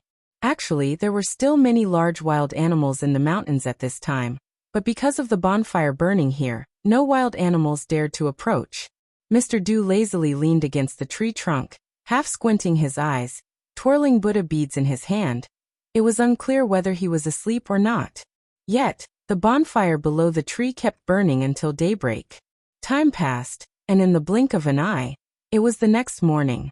The golden morning sun shone through the gaps in the tree leaves, casting a misty golden light in the forest, giving a lively and vibrant feel. An Ah Young slowly opened her eyes, looked at the tender green leaves above her, was momentarily bewildered, then sat up from the tree trunk, stretched her limbs, and loosened her muscles. A bit more awake, An Ah Young looked down from the tree. Mr. Du, who had been sleeping under the tree, was nowhere to be seen, and only a few sparks still flickered on the nearby bonfire. Where could he have gone so early in the morning? Eaten by a tiger? An Ah Young frowned slightly, and just then, Mr. Du came from not far away with two plump stream fish skewered on a branch he carried. So he wasn't eaten by a tiger after all. An Ah Young waved at him. Good morning. Morning. Mr. Du placed the stream fish down and then said, There are two small streams if you turn left not far from here. Do you want to go wash up? Really? An Ah Young jumped down from the tree trunk stably and landed firmly. Did you catch this fish? Yes. Mr. Du nodded. I didn't expect you to be able to fish, An Ah Young continued. I'll go wash up first. Let's have grilled fish for breakfast. Give me the fish, I'll take them and prepare them. Prepare? Mr. Du asked puzzledly. Isn't it just grilled directly? An Ah Young helplessly shook her head. You must be one of those aristocrats who don't concern themselves with worldly matters. Ah no, rather a wealthy noble, not to know such basic life skills. Mr. Du. Just as Mr. Du had said, to the left was a clear stream that was visible to the bottom, lined with a layer of pebbles, reflecting dazzling light under the sun, and some rainbow trout could be seen swimming in the stream. There were some copper coin grass and unidentified wild flowers growing by the stream, creating a beautiful scene that, in later generations, would definitely be a popular spot for photos. The cool water splashed on her face, immediately making her feel much more awake. There was no toothpaste in the wilderness, but fortunately, Anai found a kind of herbal plant substitute, chewed it a few times in her mouth, then rinsed with clean water. After grooming, Anai began to clean the stream fish. When Anai returned with the fish, Mr. Du had rekindled the nearly extinguished bonfire. He sat cross-legged in front of the bonfire, twirling the Buddha beads in his hand as if ready to ascend with the wind at any moment. Anai didn't disturb him, and began to grill the fish in front of the bonfire. The wild stream fish from the mountains were extremely delicious, incomparable to the feed-raised fish from modern days, and soon the air was filled with an irresistible aroma. Mr. Du's eyelids twitched, finally understanding why Ananda, the elder, had never been able to fully renounce worldly attachments. This mortal world was indeed hard to leave behind. Seeing that the grilled fish seemed about done, Anai handed one to Mr. Du. "Try it and see how it tastes." Mr. Du lightly lifted his eyelids, took the grilled fish, and took a bite. The fish was fresh and tender, leaving a lingering taste that was delightful. It was very different from the fishy taste he had anticipated. Very good. Anai also took a bite. Actually, this isn't even the best tasting grilled fish. The mountain lacks seasonings. Authentic grilled fish brushed with sesame oil and chili oil and then topped with spring onion, ginger, and garlic. That is truly delicious. Chapter 8:17. The Truth. _2. Talking and talking. Anai eyes began to light up as if they were filled to the brim with stars. "Do you know a lot about food?" Grandpa Du slightly lifted his eyes, meeting a pair of clear, bottomless eyes, then subtly lowered them again. Anai took another big bite of fish. "It's okay, just a bit pickier than the average person." Grandpa Du nodded. Anai continued. "What about you? I always see you with Buddha beads. Have you seen through the mundane world?" Grandpa Du smiled faintly. "I'm just a common man. Seeing through the mundane world isn't so easy." Anai nodded. "That makes sense. In this vast mundane world, there are wines, meats, and beauties. It's indeed not easy to see through all that." "You seem to understand life quite well," Grandpa Du said in a light tone. Having finished the last bite of the fish, Anai clapped his hands, stood up from the ground, and said, "Let's head back." "Okay," responded Grandpa Du, standing up as well. Anai poured the water from his water bottle over the campfire to extinguish it, and they descended the mountain together. They walked one after the other. Anai led the way, and Grandpa Du followed. As they passed a slippery spot, Anai looked back to remind Grandpa Du. "There's water here, Mr. Du, be careful." Grandpa Du lifted his eyes towards Anai. Somehow, he felt that he was not here to protect Anai. In fact, the one being protected had always been him. Right? How could someone who could slaughter chickens, kill fish, fight, and even dare to swallow a snake gall need anyone else's care? A faint smile unwittingly appeared on Grandpa Du's lips. Soon they arrived at Old Wang's house. The old couple were leaning against the door, looking out. Seeing Anai and Grandpa Du return, they excitedly greeted them. "Yang, Grandpa Du, you're back. Was everything okay last night?" "All good," Anai replied, grasping Wang Zishi's hand. "Don't worry, mistress." Old Wang looked at Grandpa Du. "It must have been tough for you last night." This was the Grandpa Du who was respected by everyone within 10 miles. To think that he spent a night on the mountain. "It's not worth mentioning," Grandpa Du said slowly. Old Wang continued. "Grandpa Du, you and Yang must not have eaten breakfast yet? There's porridge and 8 treasure congee in the pot. I'll serve you some." "No need," Anai grilled some fish on the mountain, replied Grandpa Du, hearing that Grandpa Du had already eaten. Old Wang didn't insist further. When they reached the courtyard, Anai put her basket on the ground and said, "Master, mistress, I didn't return all of last night. My folks are surely worried. I'll head back now. Oh, and the medicinal herbs are inside." "Okay, take care on your way." Old Wang came over. "Okay," nodded Anai, not forgetting to bring along a bunch of wildflowers she had picked on the mountain. As they were kept alongside various medicinal herbs, the wildflowers hadn't withered and were still stunningly vibrant.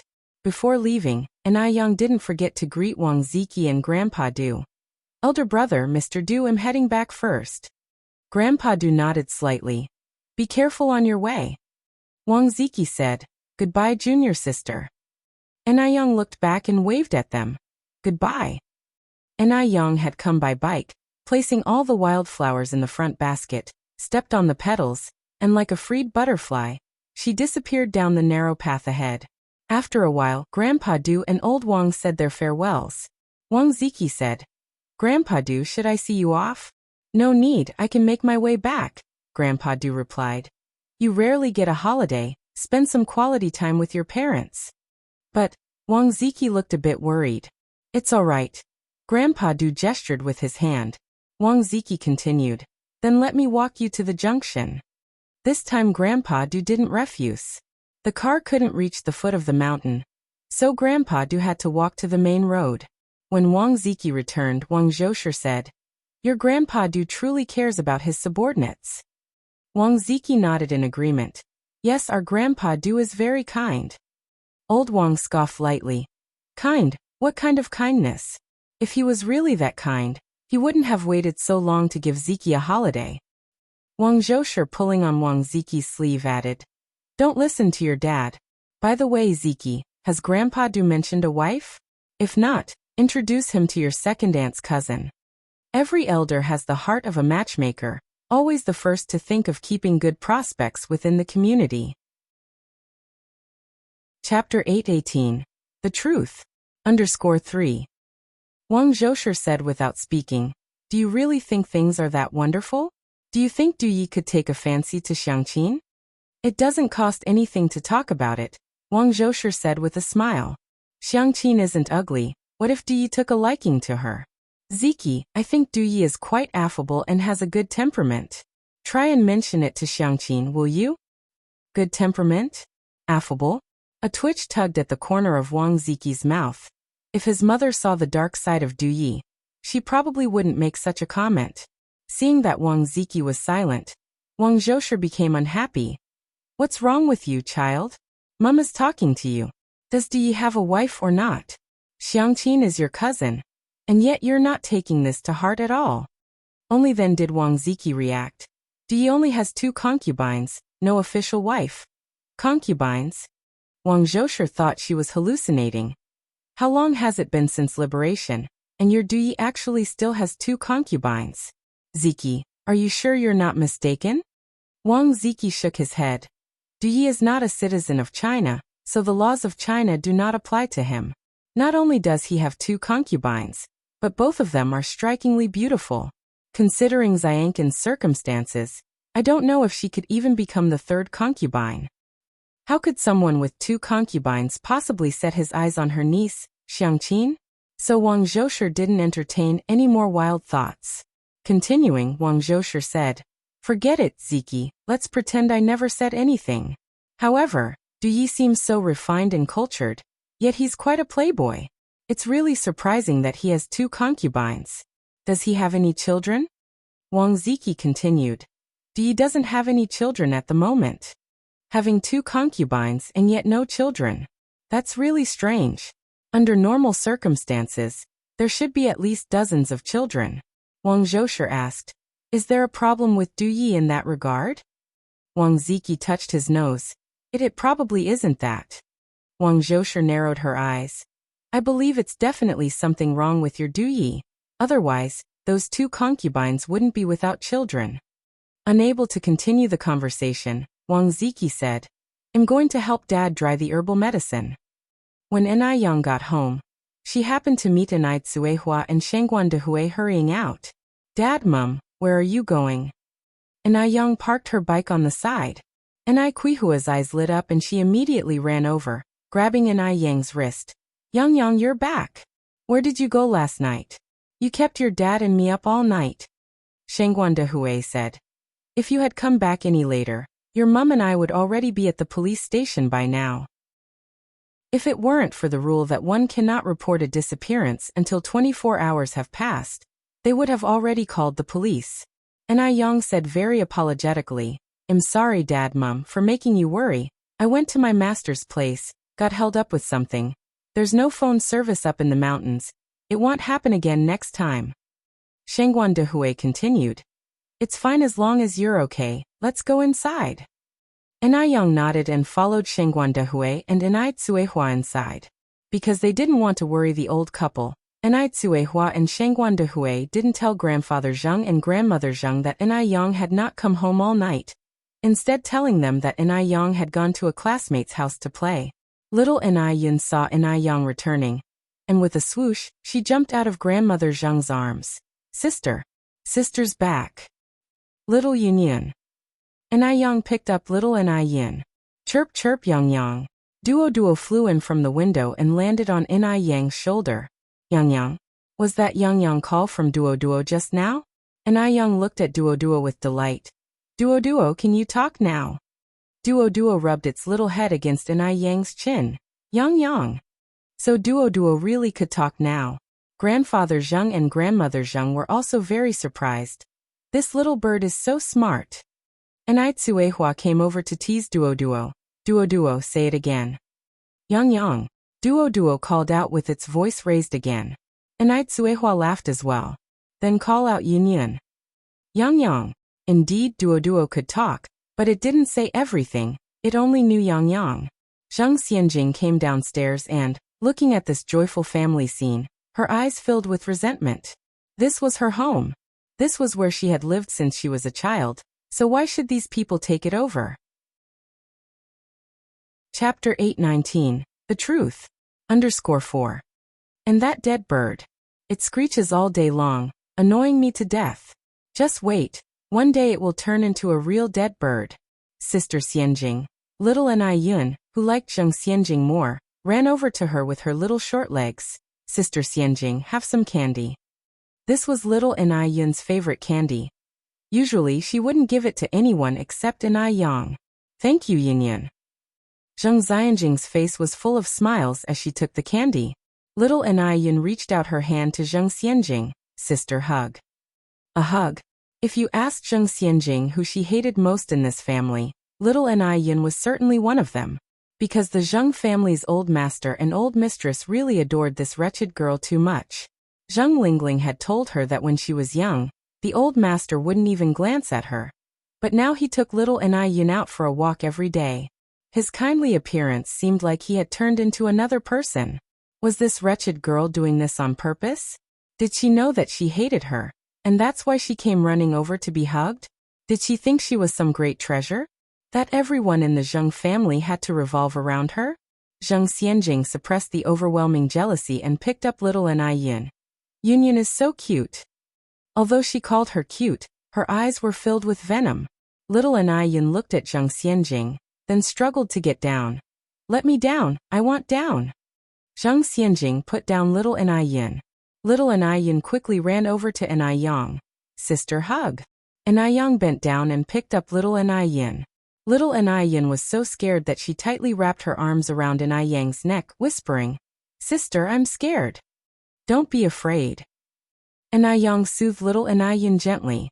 Little Enayun rested her head on Enayang's shoulder, and dared not look at Zheng Xianjing again. Zheng Xianjing narrowed her eyes slightly. She just knew this wretched girl did it on purpose.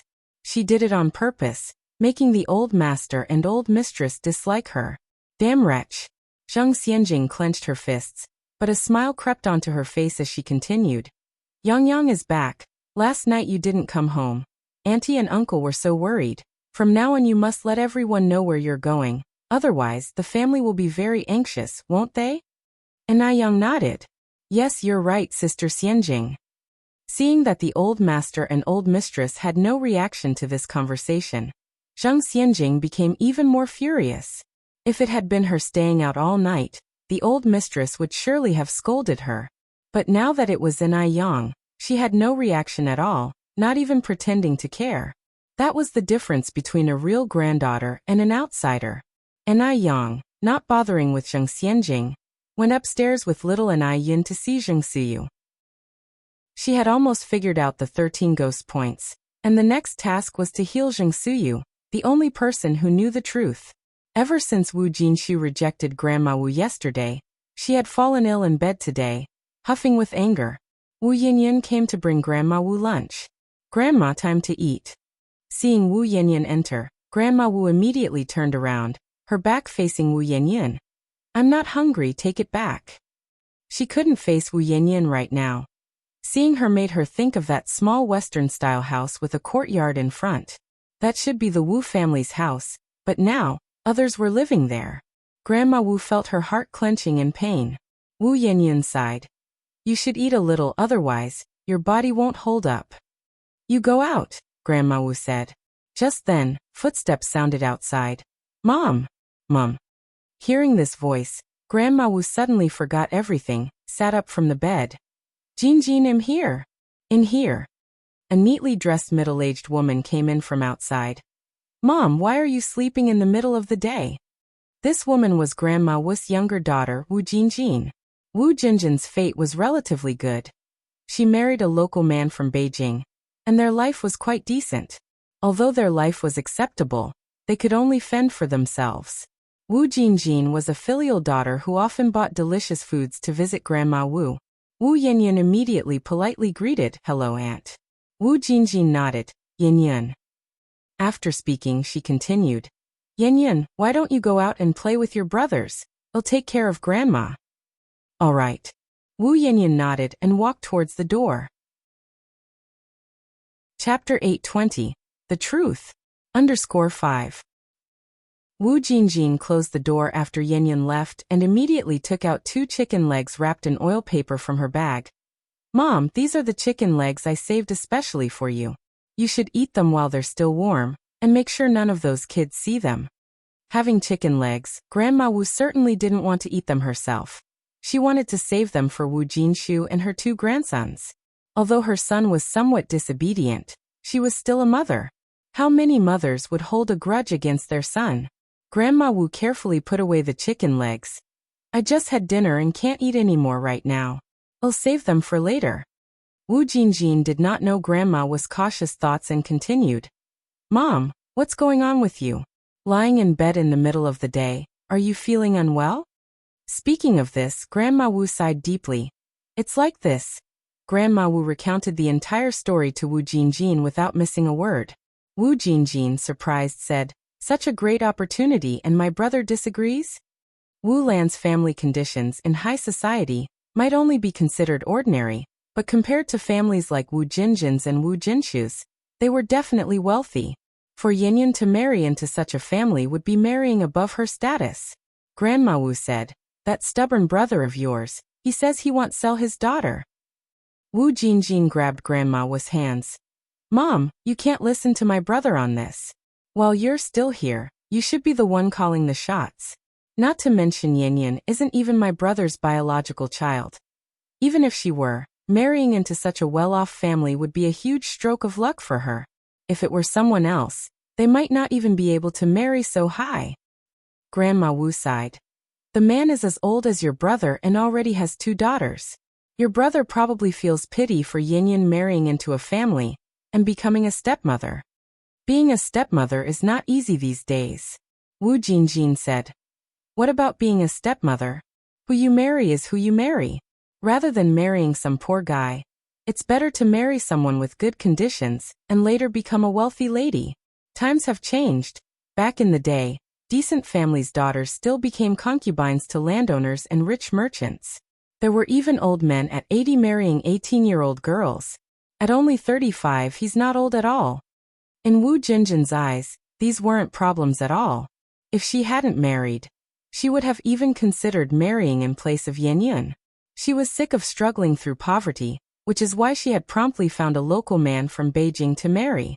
Even the poorest local man from Beijing lived better than countryside folks. Grandma Wu holding onto Wu Jinjin's hand. If only your brother could think like you. Wu Jinjin speechlessly said. Why care about my brother? Yinyan is your eldest granddaughter.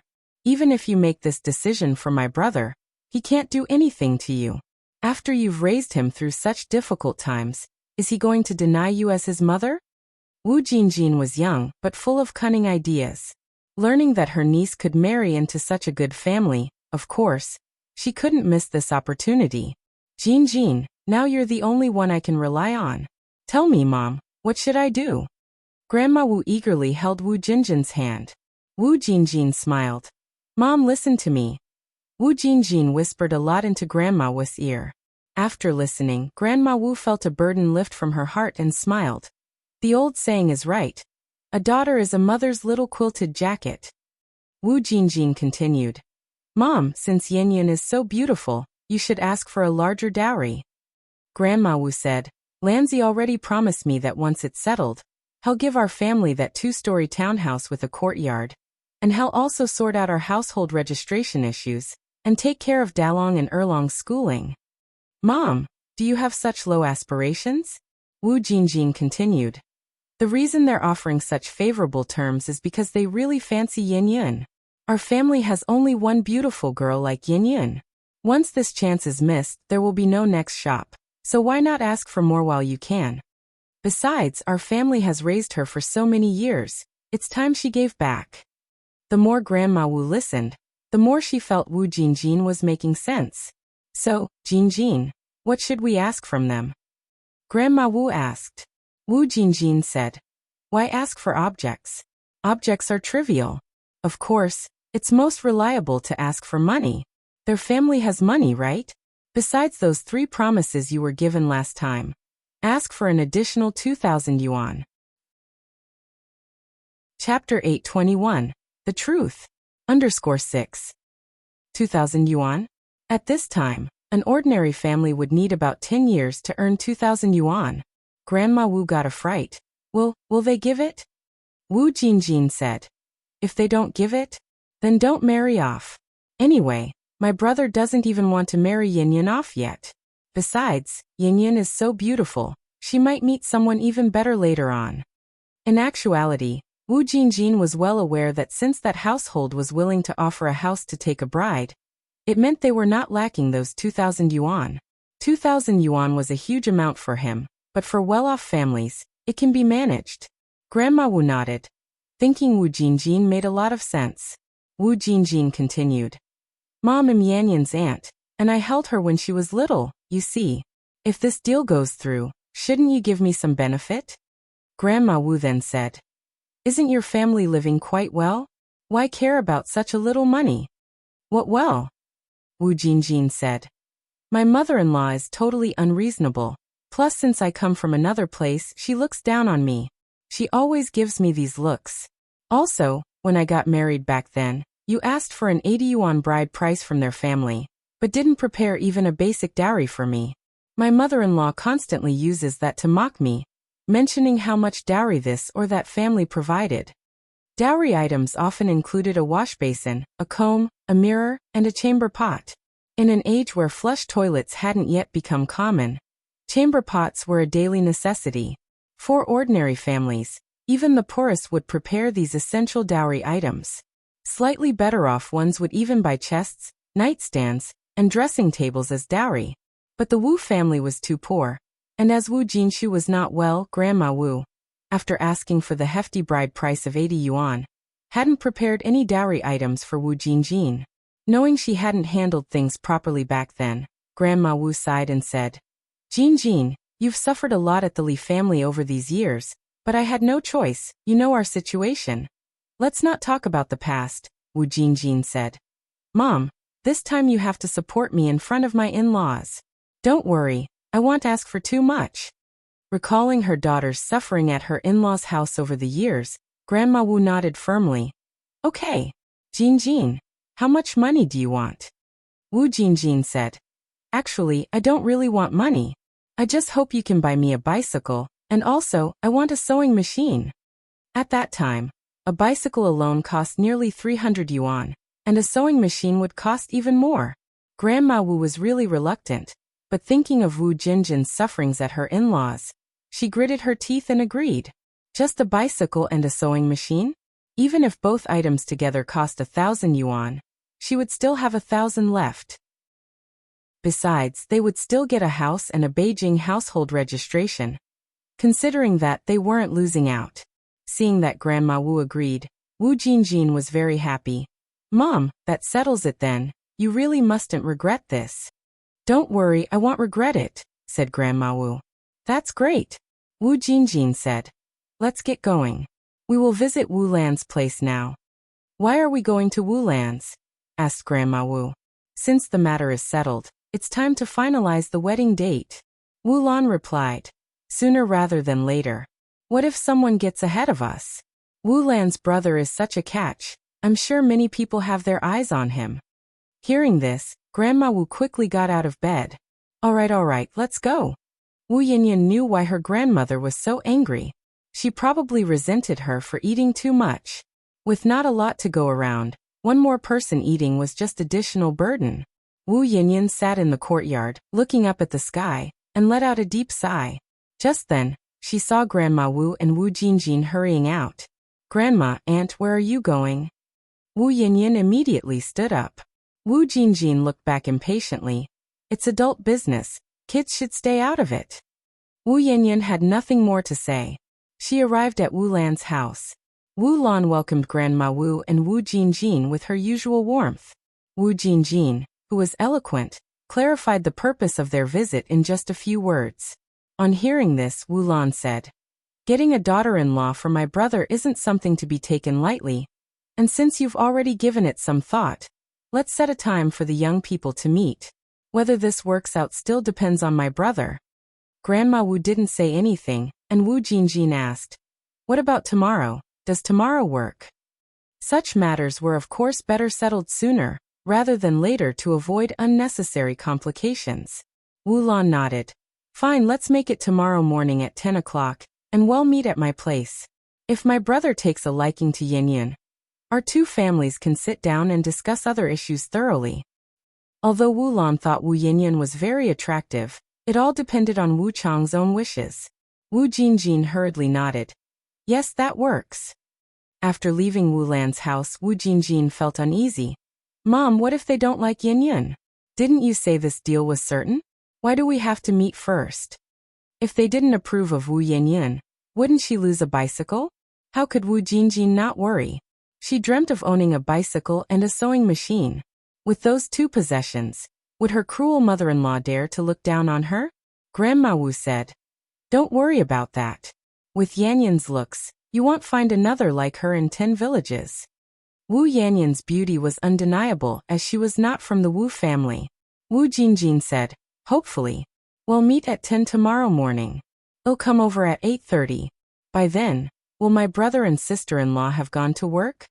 This matter could not yet be disclosed to Wu Jinshu and Yan Erju. Grandma Wu replied, They've gone to work. They leave for work every day at 7 in the morning. Wu Jinjin nodded, That's good. Upon returning home, Wu Yanyan was not there. Wu Dalong and Wu Erlong were taking care of their younger brother.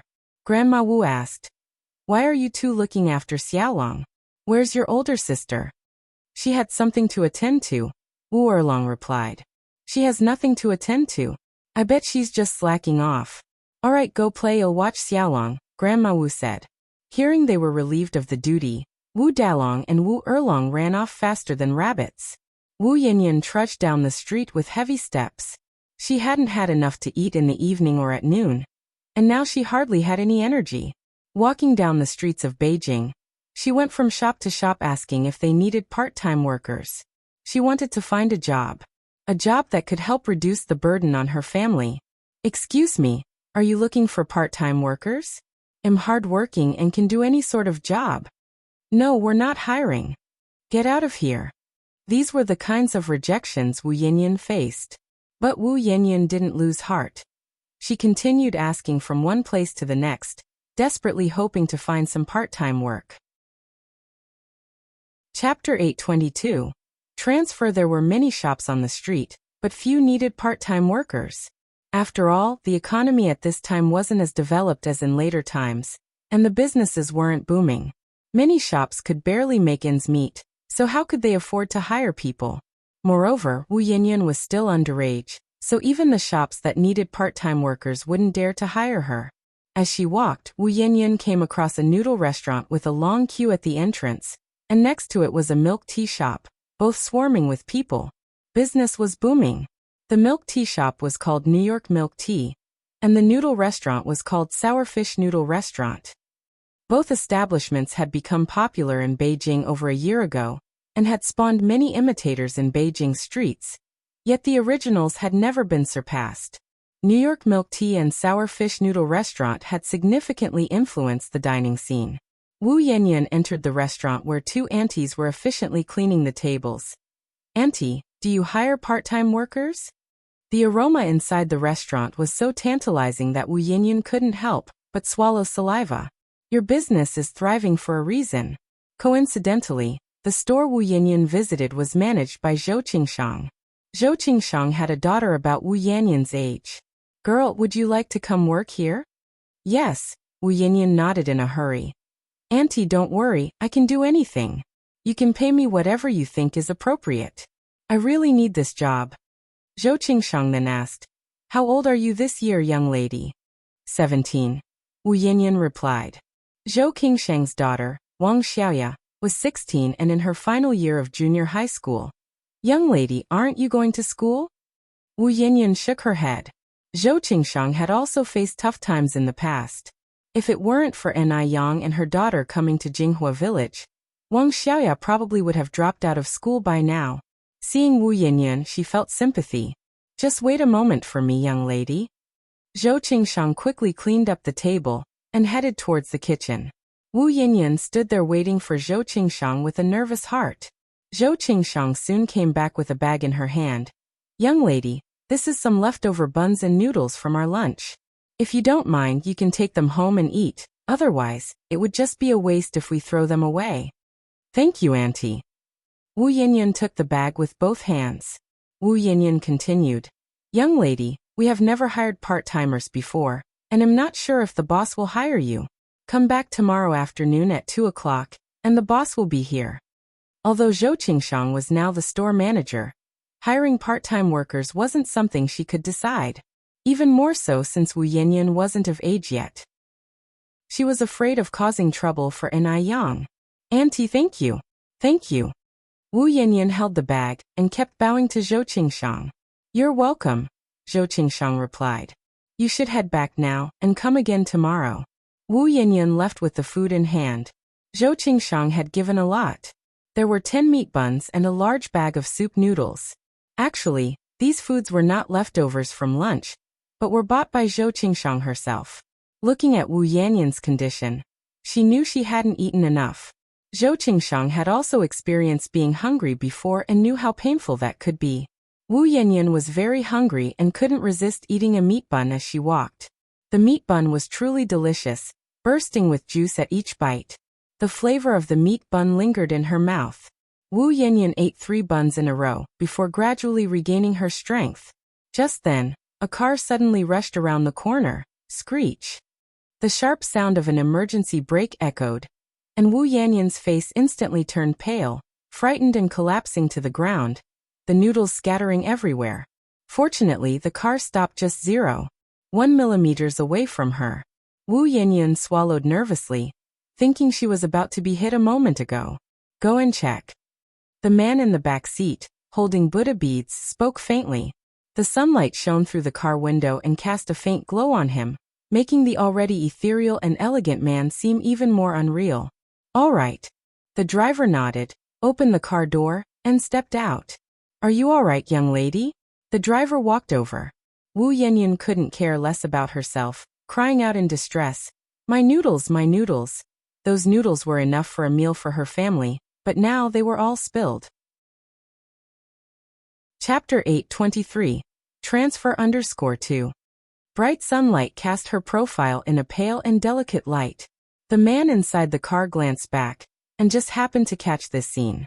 He raised an eyebrow slightly, lowered the car window and called out, "Xiaoqing." Upon hearing this, the driver immediately ran over. Boss Du twirled Buddha beads in one hand and took out a banknote from his wallet with the other. "Give this to her." "All right." Xiaoqing took the banknote and walked over to Wu Yanyan. "Young lady, stop crying and get up. This is from our boss Du. Take it and go buy yourself a new bowl of noodles and buns." Before her eyes was a blue 100 yuan bill.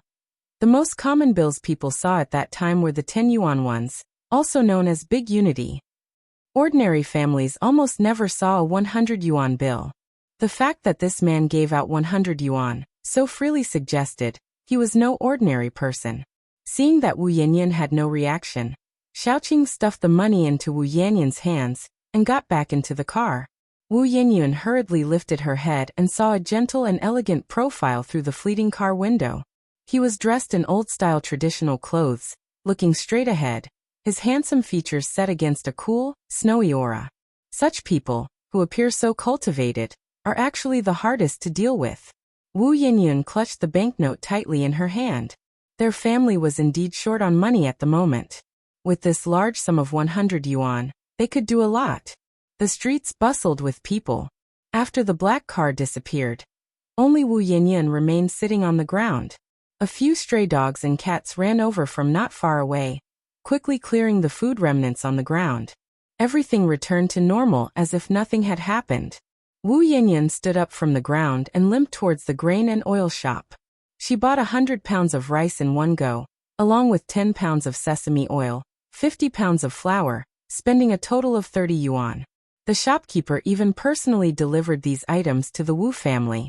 It may seem like a lot of goods, but with so many people in the Wu family, and their appetites larger at that time, these items wouldn't last very long, at most half a month. When Wu Yanyan returned, Wu Jinshu and Yan Erju had already come back. Seeing the shopkeeper carrying bags of rice and oil into their house, Yan Erju pulled Wu Yanyan aside with a puzzled look. "Xiaoyan, what's going on?" "Mom, this is for you." Wu Yanyan handed the remaining 70 yuan to Yan Erju and briefly explained the afternoon's incident. Yan Erju and Wu Jinshu paled when they heard that Wu Yanyan had almost been in a car accident. "Xiaoyan, are you all right?" Wu Yanyan shook her head. "Mom and Dad, don't worry, I'm fine." "That's good," Yan Erju continued. "But you need to be more careful in the future, especially when crossing the street. You can't be this lucky every time." Wu Jinshu said. "Your mother's right. You can't be this lucky every time. What if the car had hit you badly? How would our family cope? We can earn money back, but you have to understand that no amount of money can buy back a life. What's priceless in this world? Life is priceless." Wu Yanyan nodded. "Mom and Dad, I understand." Wu Erlong added from the side. "Mom and Dad, with this money, can sister go to school now?" Yan Erju gave a bitter smile. How could this money be enough? Just the tuition for one semester was 98 yuan, plus miscellaneous fees and food. It all added up to 138 yuan. That was why in the 1980s, so many dropped out after middle school. Wages were low. To send one child to school could deplete a family's entire savings. Not like later generations, where 9 years of compulsory education was fully implemented. Not only was school free, there were scholarships and subsidies for students in need. Thus, those who lived through this era were very frugal in later times. Wu Dalong continued. "Is it enough for Erlong and me to go to school?" "Not enough." Yan Erju shook her head, then said. "But don't worry, Dalong Xiaolong. Mom and Dad will work hard and provide for your schooling. It's just a matter of time before they could save enough for tuition." Just then, Granny Wu happened to overhear Yan Erju's statement, retorted. "With what you and Jinshu earn, it wouldn't be enough even if you saved for 10 more years."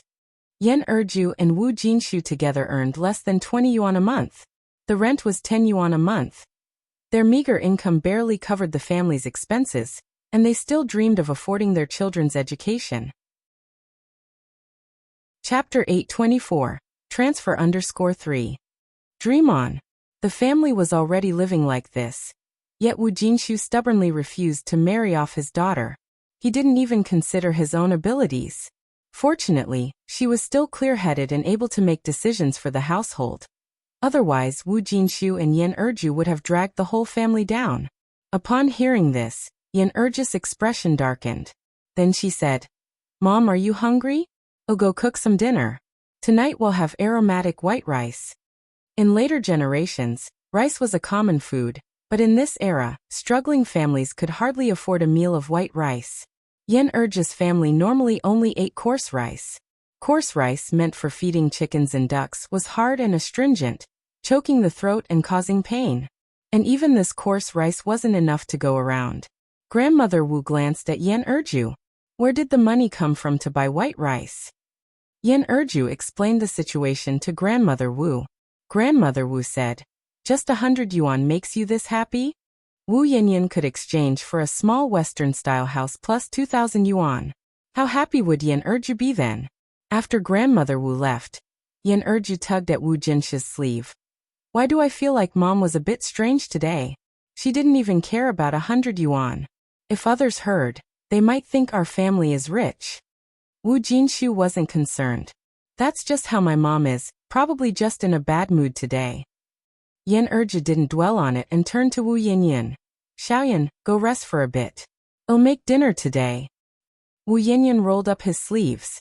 "Mom, you've been tired all day. Let me do it."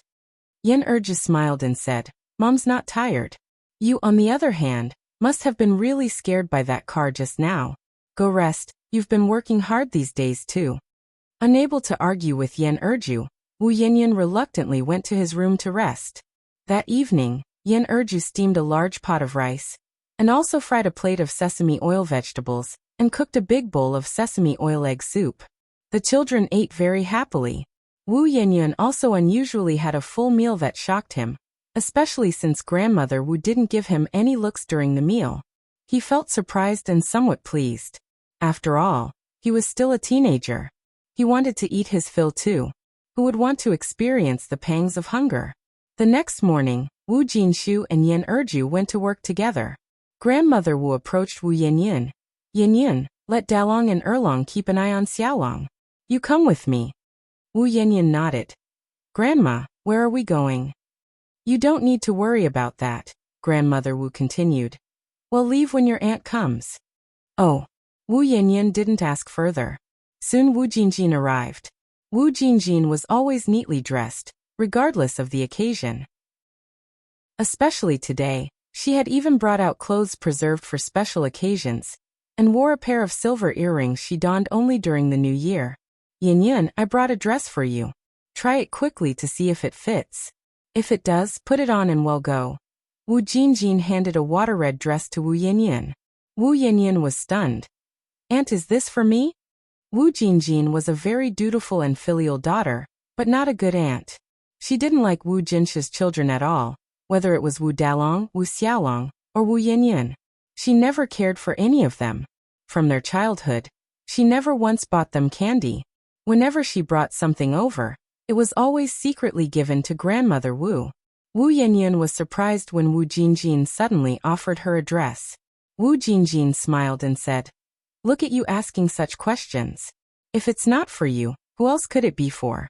Go change quickly, we have to go out soon." Convinced that the dress was for her, Wu Yanyan went back inside the house to change. After Wu Yanyan left, Grandmother Wu expressed her dissatisfaction. "You work hard for your money, why waste it buying clothes for her?"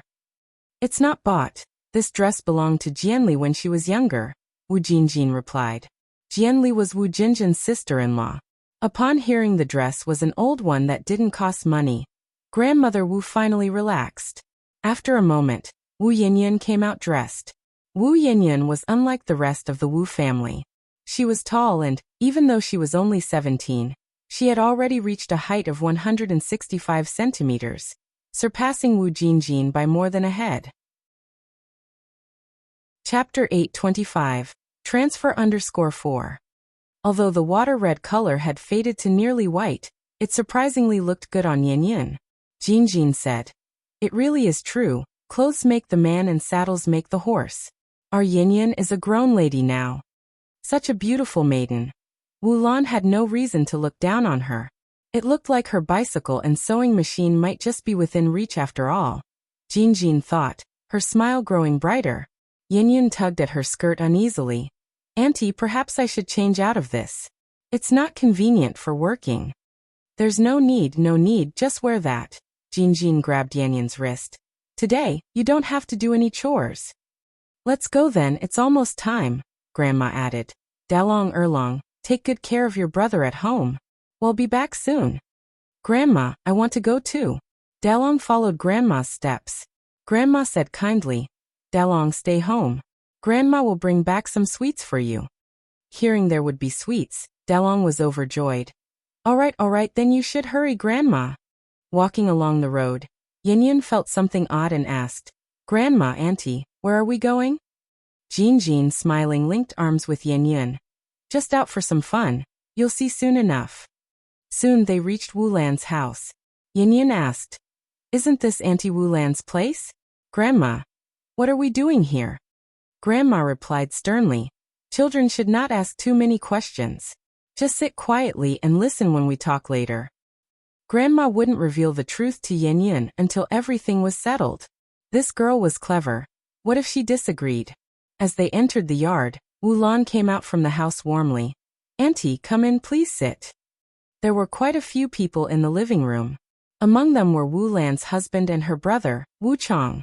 Remembering Wulan's mother, Wulan introduced, Mom Qiangzi, this is Yanyan's grandma, this is Yanyan's auntie, and this here is Yin. Jin was especially good at handling situations, and she immediately started greeting everyone. Feeling several pairs of eyes scrutinizing her intensively, Yin became noticeably nervous, her hands tightly wrung together. Actually, Wu Chang had been rather reluctant to come today. Because Wulan had said the girl was just a countryside lass, he thought, how pretty can a village girl be? But he hadn't expected Yin to be so attractive. Wu Chang immediately stood up. So this is Yin? You must be tired from the long walk. Please have a seat. Wu Chang, at 35, didn't need to work because his family owned over 30 properties. His days were spent playing card games and collecting rent, living a practically idyllic life. This led to a drastic alteration in his appearance. He had a beer belly, a bald head and a greasy face, looking much older than his actual age. Wulan and their mother felt reassured seeing Wu Chang act like this. He must be interested. Otherwise, why would Wu Chang be so enthusiastic? Though Wu Chang wasn't much to look at, his financial situation was solid. Despite having met numerous girls, none had interested him. Finally finding one that satisfied him, their mother heaved a great sigh of relief. And not only was the girl pleasing to Wu Chang, but she also greatly satisfied the mother-in-law. She was beautiful and seemed easy to handle. As a mother-in-law, she didn't want a strong-willed daughter-in-law. If she ended up with such a daughter-in-law, instead of being taken care of, she would be the one catering to the daughter-in-law. Jin and Grandma, sensing the situation, urged Yin to sit down. Xiaowu says sit down, so quickly take a seat. Yin had never experienced anything like this, but she vaguely understood that today's visit was far from a simple courtesy call. There was definitely something else going on. Yin felt uneasy, especially unable to endure Wu Chang's blatant stares. She had barely touched the sofa when she quickly stood up. Grandma, Auntie, I have something to do. I need to go back. After saying that, she left the place as if escaping. Although Wulan's house was as splendid as a palace, it made her feel suffocated. It was only after running outside that Yin could finally breathe more easily. Grandma was livid. Chapter 826, Transfer_5. This wretch. How she embarrasses her. Does she think she's such a hot commodity that no one else will do but her? Wu Chang looked at Wu Yanyan's retreating figure. Why did she leave? With his conditions, how could Wu Yanyan not be impressed? Wu Jin said with a smile, trying to smooth things over. Our Yanyan has never been in a match before. It's her first time riding the wedding sedan. She's just shy, Xiaowu. Please don't take it to heart. She's quite satisfied with you. Hearing this, Wu Chang breathed a sigh of relief. Well, that's good. Wu's mother glanced at Wu Jin and said indifferently, Can you speak for your niece? When Wu's mother was not retired, she was the head of the local district. She was always serious and had a thorough way of addressing issues. This matter isn't so simple. Wu Jin smiled and said, Auntie, I can't decide on this matter, but my mom can. Yin is my mom's granddaughter. Upon hearing this, Wu's grandmother immediately agreed. Yes, I can decide on this. Wu's mother continued. Our Wu family has always been clean and keen. We never do things that trouble others. It's either a yes or a no. Forced melons are never sweet. Our family has money. What kind of daughter-in-law can't we find? Wu's mother is a respectable person. She definitely doesn't like doing things that can't be put on the table. Wu's grandmother agreed. Yes, you are right, rest assured. Even though I am old, I can still handle this. Wu's mother continued. Although you are the girl's grandmother, this matter still needs to be approved by your son and daughter-in-law, right? Wu's grandmother couldn't respond to this, because Wu Jinshu and Yin Erju didn't know anything about this matter. Wu Jinjin hurriedly chimed in with a smile. Auntie, I'll just tell you the truth, the situation in our family is rather complicated. Yin isn't my brother and sister-in-law's biological daughter. Yin was picked up by my mom from the mountains, and it was my mom who raised her from infancy. She has no connection with my brother and sister-in-law, so as long as my mom agrees, it's settled. Wu's grandmother was startled. In her heart, she silently gave Wu Jinjin a thumbs up, truly her own clever daughter, quick to react, lying without a draft. Hearing this, Wu's mother nodded. I see. Since she isn't her own and was raised solely by the elderly lady, then this matter should be easier to handle. Wu Chang nudged Wu's mother. Wu's mother knew what her son meant and continued. You all know the situation of our family. Qiangzi now has 2 daughters. The young lady, if married into our family, doesn't need to do any work. She just needs to take care of me and the 2 children, and of course cook and do Qiangzi's laundry. Wu Jinjin laughed and said, these are all small matters. What household's new bride doesn't do these? Moreover, Qiangzi currently only has 2 daughters. It certainly won't work for them not to have a son. After all, we Wu family are not short of money. I mean, no matter how many children, we must have a boy to carry on the Wu family line. Whenever, wherever, there are always those who value sons over daughters. Daughters take their husband's name when they marry. Sons bring in wives who take their name, continuing the lineage. Exactly, Wu Jinjin laughed. Aren't we women born to bear sons and raise children for our husband's family? What's wrong with having a few more children? Wu's mother nodded and continued. Moreover, Qiangzi's age is also a factor here. The sooner it's done, the better, as long as the 2 young people are willing. The longer the delay, the more dreams in the night. It's not easy to find the right person. Wu Jinjin said. Auntie, fundamentally there are no problems with what you've said. However, since you've spoken to this point, let's be frank. I'll also speak on behalf of my mom and state our family's conditions. Go ahead. Wu's mother took a sip of tea. Wu's grandmother watched Wu Jinjin, who was articulate and clever, feeling a deep sense of pride. Luckily, she had such an excellent daughter to stand up for her. Wu Jinjin continued. Aside from the household registration and small Western-style house your family agreed to up front, our family also wants a dowry of 3,000 yuan. 3,000 yuan. Wu's grandmother looked at Wu Jinjin surprised. Wasn't it agreed it would only be 2,000 yuan? How did it suddenly become 3,000? Wu Jinjin gently patted Wu's grandmother's hand, signaling her not to be surprised. Chapter 827. Transfer_6. She had figured it out. The Wu family was not short of money at all. Since they weren't hard up, of course, she had to ask for more. Such lavish wealth only came once in a lifetime. Hearing this, Wu's mother placed her teacup on the table and gently tapped it. Are you selling your daughter or marrying her off? Country folks are country folks indeed. When it comes to marrying off a daughter, they don't beat around the bush. Even if she wasn't their own flesh and blood, did it have to be this ruthless? At this time in Beijing, when an ordinary family took a bride, the most they'd offer was 500 yuan as a dowry. But their demands were different. Wanting both a house and money, as soon as they opened their mouths, it was 3,000. Wu Jinjin said with a smile. Auntie, what you said is a bit harsh. As the saying goes, a match made in heaven is tied with a thread. If our Yin and Xiaowu truly have no fate, then there is nothing we can do as family members. She meant they were ready to call the whole thing off. Wu Chang panicked as soon as he heard this. We are fated. Yin and I are very much fated. I agree to the 3,000. None of the conditions you've proposed are a problem.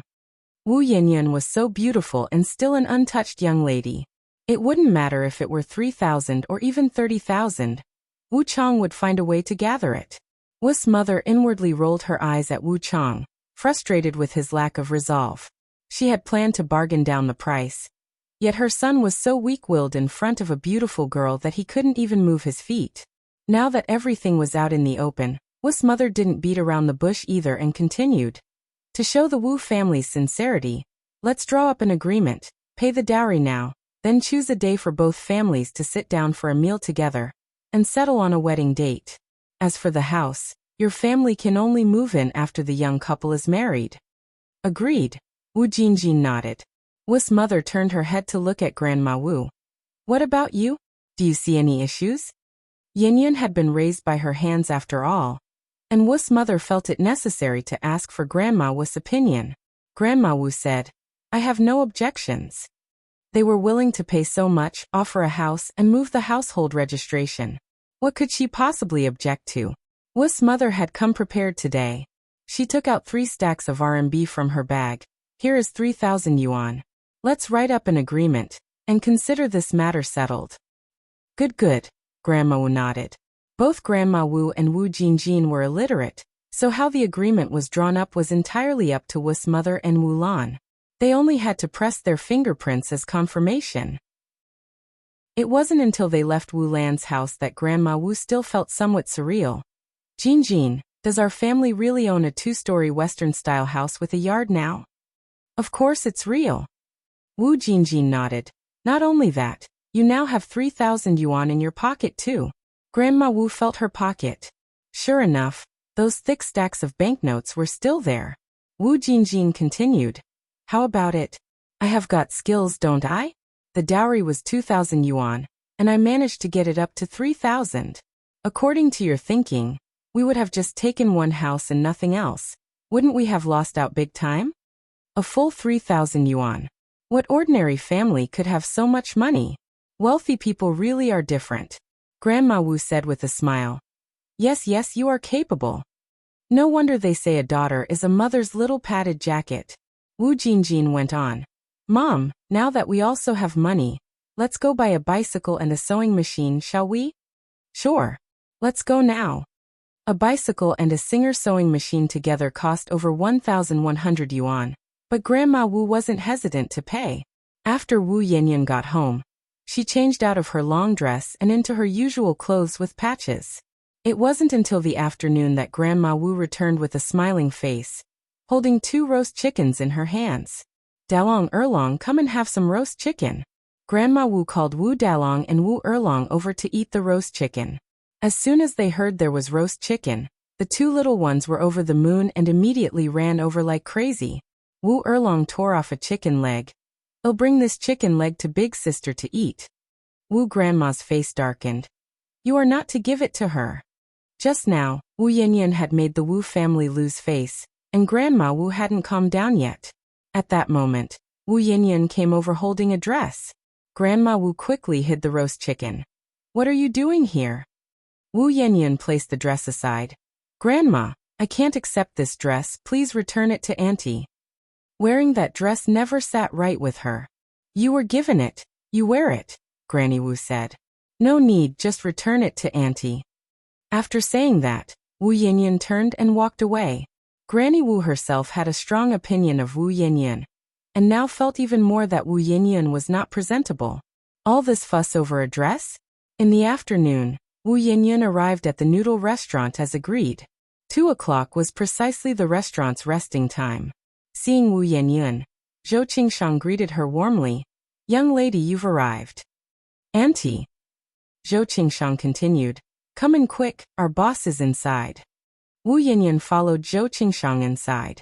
Just as she walked in, Wu Yanyan saw a familiar figure. Yang? And Yang was also a bit surprised and said with a smile. Aunt Zhou, is this young lady the one you mentioned was coming to apply for a job? Zhou Qingshang was also taken aback, nodded and said, Yes, that's her. Yang, you two know each other? And Yang pulled up a chair for Wu Yanyan to sit down. More than just acquaintances, we're good friends too. And Yang had a good impression of Wu Yanyan. This young girl always gave her an unexplainable sense of affinity. Wu Yanyan looked at Yang with undisguised surprise in her eyes. Yang, you're the boss of this place? And Yang nodded. Yeah. Yang, you're incredible. Someone like Yang would surely come from a good background. Not like her who had nothing, coming from a poor background, and couldn't even keep her stomach full. To say she wasn't envious would be a lie. Every girl dreams of being a princess. Wu Yinyun was no exception. And I Yang then said, Yinyun, are you looking for work? Yes, Wu Yinyun nodded. Yang, can you give me a job? And I Yang hesitated for a moment. Yinyun, you're only 17 this year and according to the rules our shop can't hire minors. But my other shop is short of long-term staff.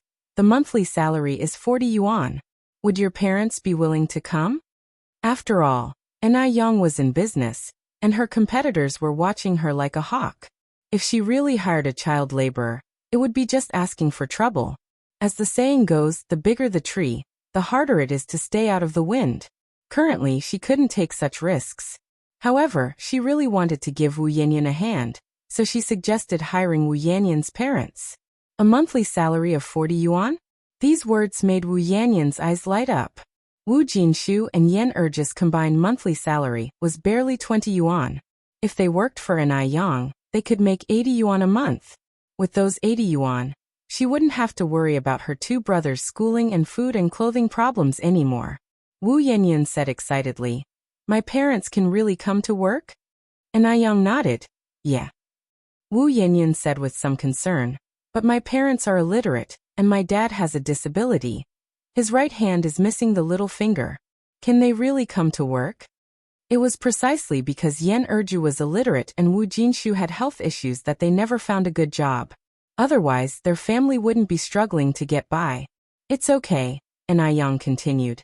As long as uncle and auntie don't mind, doing cleaning work doesn't require literacy, and it's relatively light and doesn't require much strength. Chapter 828. Domineering.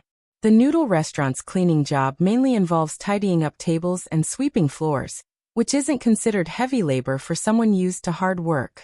Yang, are you serious? Wu Yanyan asked with a hint of disbelief. Anai Yang nodded. Of course I'm serious. Do you think I would joke about something like this? By the way, are your parents home? If they are, have them come over for a trial. If they think it's good, they can start working tomorrow morning. Wu Yanyan excitedly said, They're at home. I'll go and call them over right now. Wu Jinshu and Yan Erju were actually not at home, but Wu Yanyan didn't want them to miss such a good job opportunity. All right, Yanyan, don't rush. I'll be in the shop all day today. Hearing this, Zhou Qingshang looked at Anai Yang in surprise. Since there were several stores, Anai Yang usually spent no more than 2 hours in each shop.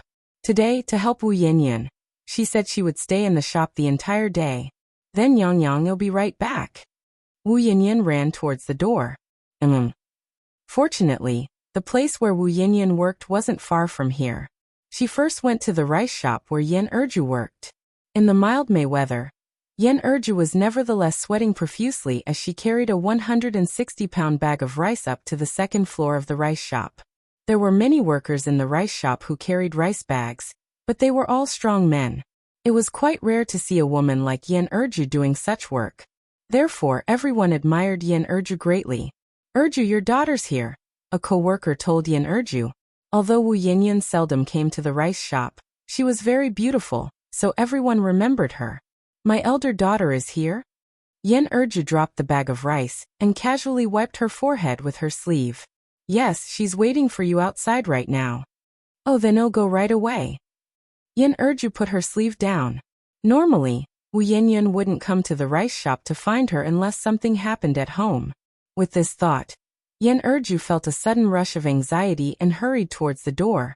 Xiaowen, why did you come? Is something wrong at home? No. Wu Yanyan shook her head. Mom, I found a better job for you and Dad. Please take a leave, and then come for an interview with me. Relieved that nothing was wrong at home, Yan Erju asked, What kind of good job? Wu Yanyan explained the situation. Upon hearing this, Yan Erju said in surprise, Really 40 yuan a month? Working in the rice shop, struggling day in and day out. She barely earned a bit more than 10 yuan a month. And now, simply cleaning could earn her 40 yuan a month? At that time, even educated people working in factories were only earning 30 yuan a month. Could she, who couldn't recognize a single written character, really earn a monthly salary of 40 yuan? Really? Wu Yanyan nodded confidently. Mom, let's hurry and go find Dad. Yan Erju hesitated, still somewhat incredulous. Xiaoyan, you're not being fooled by someone, are you? Wu Yanyan smiled and said, Yang Yang isn't a cheat. She's the one who invited us to eat dumpling soup last time, and gave me 13 yuan. Upon hearing this, Yan Erju believed her by 70 to 80%, and took off her work apron. Then I'll ask our boss for leave right now. Yan Erju successfully took her leave. Let's go quickly. Mother and daughter arrived at the construction site where Wu Jinshu worked. Wu Jinshu, upon hearing about the job, was also somewhat incredulous. He only earned a few cents for a whole day's work at the construction site. A monthly salary of 40 yuan was undoubtedly great news. The three of them hurried to Enai Yang's noodle restaurant, all in less than an hour. Yanyan, here you are. These must be your uncle and aunt? Enai Yang stood up politely. Wu Yanyan nodded. Yang Yang, this is my dad, and this is my mom. Mom and dad, this is Yang Yang, and she owns this noodle restaurant. Hello, young comrade. I am Xiaoyan's mother. I am Yanyan's father. Although Enai Yang was young, she was beautiful, well-dressed, and exuded an air of elegance, not seeming like an average person. Standing in front of such a distinguished person, Wu Jinshu and his wife felt quite awkward, unsure of where to put their hands. This couple looked very simple and honest. Enai Yang smiled and said, Uncle and Auntie, please sit down. Don't be nervous. As she spoke, Enai Yang poured a cup of tea for the couple. Uncle, Auntie, please have some tea. Chapter 829 Domineering. _2. Thank you, we're not thirsty. Yan Erju said nervously as she slightly bowed. Enai Yang continued. How old are you two this year, Uncle and Auntie? Wu Jinshu was so nervous he wasn't sure what to say, but Yan Erju was more composed. I am 34 this year, and Xiaoyan's dad is 35. Enai Yang smiled and said, Then Uncle and Auntie are about the same age as my mom. She is 38 this year, and my dad is a bit older than you all. Yan Erju said, We are just poor folks. How could we compare with you? We all come from a farming background, having walked through hard times. There are no levels among us. When my mom and I first came to Beijing 2 years ago, we almost didn't have a place to stay. Luckily, we met a kind soul on the train who provided us a foothold. Enai Yang said.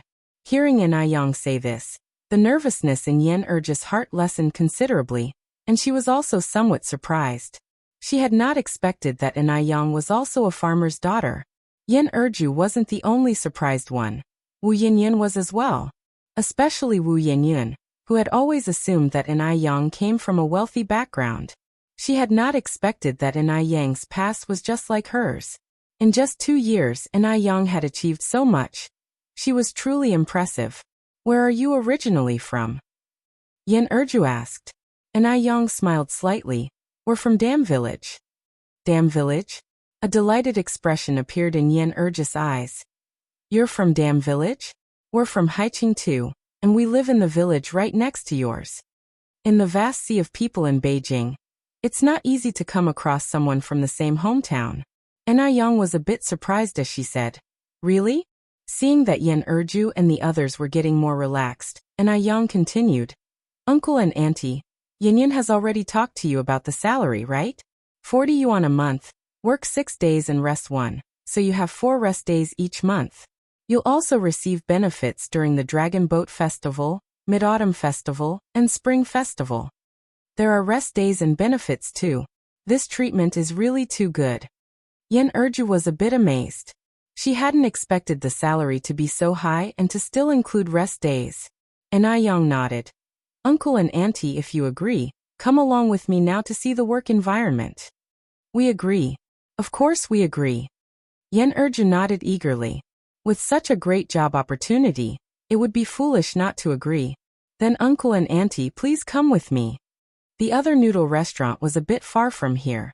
Enai Yang took the 3 of them there by taxi. The taxi had exactly 5 seats. This other branch of the noodle restaurant was considerably larger than the previous one, with 2 stories, both upstairs and downstairs. Although the storefront was large, it was still overwhelmed with diners. The store manager of this branch was Gooden's mother, Han Xiaoqin. Yang Yang. Seeing Inai Yang arrive, Han Xiaoqin quickly came out to greet her. Inai Yang continued. Auntie Han, this is my good friend Wu Yanyan, and these are Yanyan's parents. Our store just happens to be in need of 2 cleaning staff, and I have already discussed this with Uncle Wu and Auntie Wu, and they will start working tomorrow. Uncle Wu, Auntie Wu, this is the store manager here, Han Xiaoqin. Hello, Manager Han. Han Xiaoqin was also a very warm person, smiling. Don't be so formal, there's no need for such rules here. Just call me Xiao Han. Come in and get acquainted with the work environment. Actually, the job of cleaning is very easy, just wiping the tables and sweeping the floors. Everyone followed her in. The store already had 1 cleaning lady. After looking around the store for a while, Yan Erju and Wu Jinshu felt completely stress-free. Cleaning here was just like doing housework. Being farmers themselves, this kind of work was nothing to them, especially since the salary at the store was so high. After confirming there were no issues with the job, the couple signed their contracts with Han Xiaoqin. Even when they got home in the evening, Yan Erju and Wu Jinshu were still a bit dazed. Jinshu, did we really find a job that pays 40 yuan a month? Really? Wu Jinshu nodded, pulling out the contract from the bag. Look, we've even signed the contract. Yan Erju, overwhelmed with joy, didn't know what to say and just clung to Wu Jinshu's wrist. Jinshu, how much will our combined salary be then? It'll be 80. Wu Jinshu answered. 80. Yan Erju laughed out loud with joy. 80. With these 80 yuan, we can send all 3 kids to school, and never have to worry about not having the rent money again. Chapter 830, Domineering. _3. A month is 80 yuan, a year is 960 yuan. In the past, they could only earn a bit more than 200 yuan a year, and now it has increased nearly 5-fold. Seeing how happy her parents were, Wu Yanyan was also very happy. What made her happy was that she could finally go to school. Her parents no longer had to worry about making a living in the future. For a poor family, education is the best way out. Once she got into university, she would lead her family to a better life. Yan Erju turned her head to look at Wu Yanyan and said with a smile, Xiaoyun, the fortune teller in our village was right after all.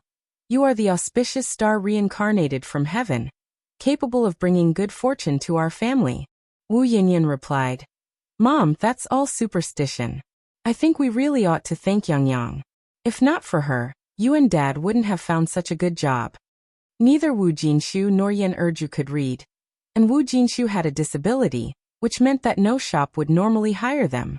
Yan Erju nodded her head. You're right, we should thank Yang Yang properly.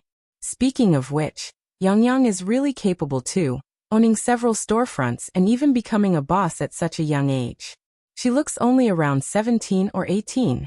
By the way, Xiaoan, how did you meet Yang Yang? Wu Yanyan answered. Yang Yang and Xiaoyu are classmates and good friends. I met her through Xiaoyu. Oh, I see. Just then, Grandma Wu walked in from outside, carrying 2 strips of pork in her hand. Erju, take this meat and stir-fry it for the kids to ease their cravings. Yan Erju exclaimed in surprise. Mom, where did you get this meat from? At that time, pork fat was 2 yuan per jin, and the 2 strips of meat that Grandma Wu had were at least 3 to 4 jin, which was worth 7 to 8 yuan. The Wu family was so poor that even money was scarce. Where could Grandma Wu get the money from? Grandma Wu replied. Of course I bought it. What, you think I stole it? Yan Erju took the strips of pork. Was it Jin Jin who gave you the money? Wu Jin, though her family's situation was not bad, was definitely not that generous. Usually, the gifts she gave were secretly passed to Grandma Wu, like a couple of lard cakes or 2 chicken legs. Grandma Wu gave Yan Erju a glance. It's my own money. What's the matter? You don't allow this old woman to have some private savings. No, that's not what I meant. Yan Erju quickly shook her head, then said to Wu Yanyan, Xiaoyan, let's go cook in the kitchen. Okay. Wu Yanyan nodded her head and followed Yan Erju's footsteps. After the mother and daughter left, Wu Jinshu said to Grandma Wu with a smile, Mom, I've got some good news for you. What good news? Asked Grandma Wu. Wu Jinshu replied, Yanyan helped Erju and me find new jobs at the noodle restaurant, cleaning for 40 yuan a month. We get 4 days off each month, and there are benefits during the holidays too. Under normal circumstances, Grandma Wu would have been delighted to hear this. But today, she showed little reaction. After all, she had seen a bit of the world by now. Grandma Wu said, 40 yuan a month, what's that? Put together, you two merely earn 80 yuan. Over 12 months, that's only 960 yuan. At this rate, when will you be able to buy a 2-story house with a yard in Beijing? The Wu family alone gave 3,000 yuan as a bride price, which could let Wu Jinshu and Yan Erju work for 3 years. Not to mention, it included a 2-story house. Wu Jinshu did not expect this reaction from Grandma Wu. Mom, when did you get so extravagant? You're even looking down on 40 yuan? Keep in mind, I used to earn just a few cents per day working on the construction site. Grandma Wu glanced at Wu Jinshu. That was then, this is now. I've done my research. In Beijing, building a 2-story house costs at least 20,000 yuan. Those 20,000 yuan, even if both of you didn't eat or drink, would take 20 years to save. After those 20 years, you would both be old, and the kids wouldn't need spouses anymore. Wu Jinshu laughed. Money is earned gradually, don't worry. At that moment, Wu Jinshu suddenly remembered something Nai Yang had said in the afternoon, and continued. Good days are created from bad ones. I believe that our family's life will keep getting better. Grandma Wu snorted. Without me in this house, you can forget about the days ever getting better. With that, she turned around and headed inside the house. Chapter 831, Domineering. _4. Wu Jinshu scratched his head in confusion. Why did he feel like there was more to his mom's words? It was so strange. However, Wu Jinshu's confusion was soon diluted by the braised pork Yan Erju served up. Now that the couple had new jobs, their life was looking up. They enjoyed the meal with a sense of ease and deep satisfaction. As evening fell, Nai Yang returned to the Zheng family home. The Zheng patriarch and matriarch were at home, taking care of little Nai Yun. Grandpa and Grandma, where are my dad and mom? Nai Yang walked in and not seeing Nai Tsuehua or Shengguan Dehui, asked curiously. Their parents went to the orphanage and have not come back yet, Mrs. Zheng said. Only then did Nai Yang remember that Nai Tsuehua would go to the orphanage every Wednesday with Shengguan Dehui to bring clothes and food, and to spend time chatting and playing games with the children.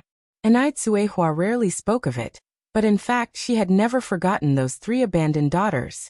She filed a report at the police station and provided a blood sample, hoping that one day she could find those 3 poor children. Going to the orphanage was also a way to accumulate blessings for those 3 children. Nai Yang nodded her head. Just at this moment, Zheng Suyu suddenly rushed down from upstairs yelling, "There's a ghost trying to kill me. Sister, save me." Even though she was clearly insane, she still recognized Mrs. Zheng and hid behind her. "Don't be afraid, Suyu, don't be afraid," Mrs. Zheng said as she protected Zheng Suyu behind her. "There are no ghosts in this world." There are ghosts. Really there are, Zheng Suyu said, looking around in terror. "Look there, that's a ghost. That too. They're all ghosts. All of them are ghosts. Not a single good person. Madam, don't be afraid. Shall I help you fight off the ghosts?" Nai Yang walked over to Zheng Suyu and casually took her hand. No, Zheng Suyu shook her head frantically. "You're a ghost too. You all are. Don't harm me. Don't harm me. I didn't see anything." Zheng Suyu's condition was getting worse by the day, to the point where even when Nai Yang placed a golden needle in her Laogong acupoint, it had no effect. Nai Yang narrowed her eyes slightly, capturing Zheng Suyu's last sentence accurately. She looked up at Zheng Suyu.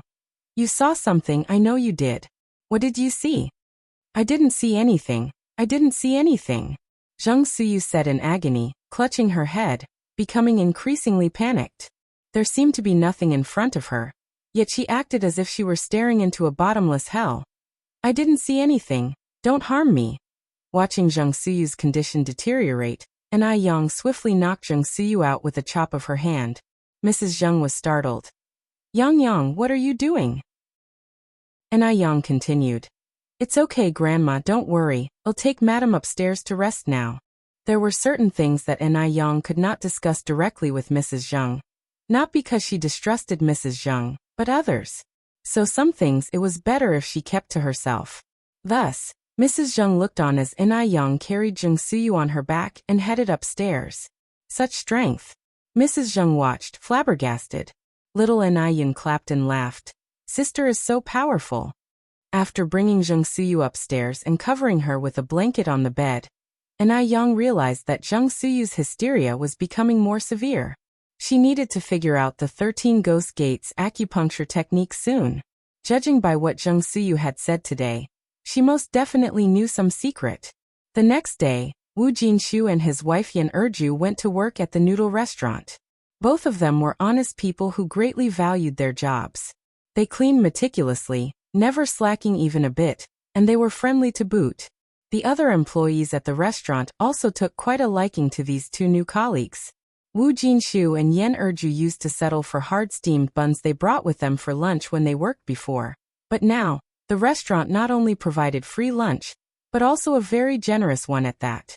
There was a lunch menu posted in the restaurant.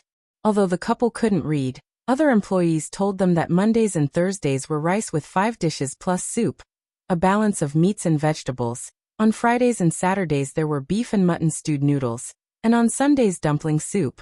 Today being Thursday, there was an abundant spread of 5 dishes plus soup, including braised pork and seaweed egg soup, and there was plenty to go around, making sure everyone was well fed. After lunch, each person could even take an apple. The good working conditions meant that the employees were enthusiastic in their tasks. Chapter 832. Dominant. _5. So in Inai Yang's noodle restaurant and milk tea shop, including other shops, there had never been a case of an employee resigning unless it was for an irresistible reason. This was also a main reason for Inai Yang's success. She never acted like a blood-sucking capitalist. Days passed by peacefully for 2 days. On the 3rd day, Wu Jinjin found Grandma Wu. "Mom, Wu Chang's mom came to see me yesterday." Grandma Wu was shaking out new clothes she had bought for Wu Jinshu and her 2 grandsons. "What did she want?" Wu Jinjin, speechless, said. "You did take 3,000 yuan from her. What do you think she wants? Who takes money and doesn't do anything?" Only then did Grandma Wu remember that she had arranged a marriage for Wu Yanyan, and had taken 3,000 yuan from them. "Right, if you didn't mention it, I would have almost forgotten about this matter." She had been too happy these past few days. Wu Jinjin continued, "Have you told my brother and sister-in-law about this?" "Not yet." Grandma Wu shook her head. Wu Jinjin became anxious. "Why haven't you said anything? Wu Chang's mom is eager to meet." Only then did Grandma Wu realize the urgency. "Jinjin, how do you think I should tell them?" Wu Jinjin said. "Just say it however. It needs to be said sooner or later, and it's not a big deal. Wu Chang's family gave us so much stuff, my brother and sister-in-law might be thrilled." Grandma Wu nodded. "Yes, you are right. What did Wu Chang's mom say? When does she want to visit?" Wu Jinjin continued. "The 18th of this month would be good." "The 18th of this month? There are only a few days left. Today is already the 15th. Grandma Wu said. Wu Jinjin smilingly said, "After all, Wu Chang is also getting on in age, and his mom is anxious to have grandchildren. It's normal for her to be a bit anxious." Grandma Wu nodded. Today, since the couple was not working, after Wu Jinjin left, Grandma Wu took out the new clothes she had bought for the 2 children and Wu Jinshu. "Jinshu, these are for you and the kids." Wu Jinshu was surprised. "Mom, did you buy these for me?" Grandma Wu nodded. Yan Erju was even more puzzled. Where did Grandma Wu get so much private money from? But as a daughter-in-law, it wasn't appropriate for her to ask directly. Seeing the new clothes, the 2 children were ecstatic. Wu Jinshu continued. "Mom, did you really buy these? The fabric looks quite good. These must have cost a good amount of money, right?" Grandma Wu didn't directly answer Wu Jinshu's question but instead said, "Try them on and see if they fit." Wu Jinshu put the clothes on the table. "Mom, tell me honestly what's going on with these clothes? Otherwise, I won't try them on." "I bought them with private money," Grandma Wu said. Wu Jinshu sensed something was amiss. These clothes must cost at least 10 yuan. Where did you get so much private money? You don't need to worry about that. For a moment, Grandma Wu hadn't figured out how to explain the situation to Wu Jinshu and Yan Erju. Mom, lately you've been buying meat and clothes. Tell me honestly, where is all this money coming from? Wu Jinshu suddenly became serious. Grandma Wu shivered inexplicably and stood up. Come with me for a moment. Wu Jinshu followed Grandma Wu's steps. Yan Erju watched the mother and son with a puzzled look, curiosity filling her eyes. What could they not say in front of her? Having to whisper secretly. After so many years, her mother-in-law still treated her as an outsider. They entered a room and closed the door. Wu Jinshu's eyelids twitched several times, sensing that something significant was about to happen. Mom, what exactly has happened? Grandma Wu pulled Wu Jinshu to sit down. Jinshu, sit first. Wu Jinshu sat down somewhat nervously. Grandma Wu didn't immediately discuss the matter, but began to wipe away tears. Jinshu, life hasn't been easy for Mom. The year I turned 28, your dad passed away, and I've been a widow ever since. During the Great Famine, I ate tree bark and clay, barely managing to raise you and your sister. Wu Jinshu sighed. Mom, I know it hasn't been easy for you. Just tell me directly what has happened. As long as it's not about committing murder or arson, your son can handle it. Grandma Wu looked at Wu Jinshu. Actually, this matter is a joyous occasion for our family. What joyous occasion? Wu Jinshu asked. Grandma Wu wiped her tears. I should be happy to tell this. I shouldn't be crying, but I just can't control it. Our family has finally started living well. You must cherish it. Chapter 833, Domineering. _6. Grandma Wu was a very astute old lady. She knew Wu Jinshu might not accept the abrupt news, so she needed to lay some groundwork first. Wu Jinshu's patience was nearly worn out by Grandma Wu. What exactly is the happy occasion? Just say it. Grandma Wu suddenly stopped her weeping. I've found a match for Yan Yun. Wu Jinshu was shocked, his face turned pale, and he stood up from the table. What? Jinshu, don't worry. Although I'm not Yan Yun's biological grandmother, I am no different from one. The family I found for Yan Yun has very good conditions, and they even promised to give us a small Western-style house. Wu Jinshu seemed to suddenly realize something. So these things you've bought in recent days, they weren't with your own money? Grandma Wu didn't speak, which was as good as an admission. Wu Jinshu's voice grew loud with anger. So the fine cuts of meat I've been eating these days were bought with the money from selling off my daughter. Grandma Wu corrected him. It's the betrothal gift, not money from selling off a daughter. You're making it sound too ugly. No way. I don't agree with this. Go and return the money to them immediately. It can't be returned now. At this point, Grandma Wu became calm and composed. Why not? Wu Jinshu asked. It just can't be returned. Grandma Wu was very firm in her attitude. I just can't understand why you care so much about a girl who was picked up from the streets. Is she more important than your own son? Outside the door, when Yan Erju heard these words, she turned pale. She walked to the front room, trying to act as though nothing had happened, and said to Wu Yanyan, Xiaoyan, take Dalong and Erlong out to play on the street. And by the way, buy 3 pounds of salt and some soy sauce. Okay, sure. Wu Yanyan nodded. Yan Erju handed Wu Yanyan 2 yuan. Split the remaining money among the 3 of you, and buy some candy. Wu Dalong was overjoyed to hear they could buy candy. Seeing Wu Yanyan leaving the house with the 2 kids, Yan Erju's expression instantly turned cold. She rushed to the kitchen, grabbed a kitchen knife, and headed to Grandma Wu's room. Bang! Yan Erju, accustomed to physical labor, kicked open the rickety door with 1 foot. Both Grandma Wu and Wu Jinshu inside were startled. Yan Erju slammed the kitchen knife onto the table. If anyone dares sell my daughter today, I will fight them to the end. Yan Erju was a straightforward person, a respectful daughter-in-law. Throughout her years of marriage to Wu Jinshu, she had never argued with Grandma Wu. Today was a first. Grandma Wu was initially stunned, then sat down on the ground, starting to throw a tantrum, weeping. Oh my God! What sins have I committed? Now my own daughter-in-law is wielding a knife to kill me. When I was young, I lost my husband, And now even my daughter-in-law is turning against me, threatening to kill me. I struggled so hard to raise 2 children, what for? Had I known this, I wouldn't have bothered raising them. Oh God. Why is my life so miserable? Why don't I just die? Lord, so many people are dying outside. Why don't you take me too? You're leaving me here to suffer, to suffer. In terms of being unreasonable and shameless, how could Yen Erju outdo Grandma Wu?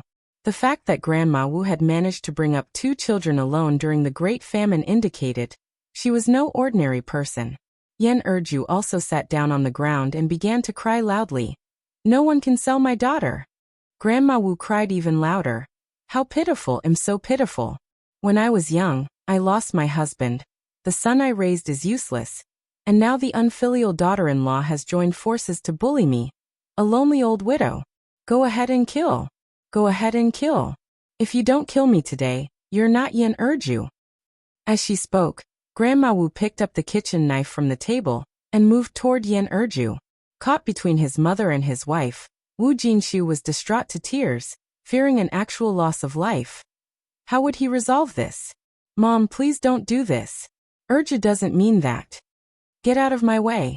You're worthless. I'm not your mother. I don't have a spineless waste of a son like you. Grandma Wu kicked Wu Jinshu away. I tell you, today it's either her or me. She thinks she's tough? She wants to kill? Let her do it. Chapter 834, Domineering. _7 She Yen Erju was fearsome indeed. She even dared to threaten her with a knife. If she did not teach her a lesson today, she would think she could be easily bullied. This time, Wu Jinshu did not hold back. Wresting the kitchen knife from Grandma Wu's hand, he harshly said, Mom, you were wrong in this matter. Erju is not to blame. Grandma Wu and Yen Erju were both stunned. Calm and steady Wu Jinshu had never lost his temper like this before. Wu Jinshu threw the kitchen knife into the yard. Mom, it's not just Erju who disagrees. I disagree too.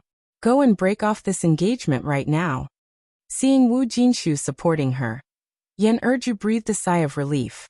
Grandma Wu burst into tears again.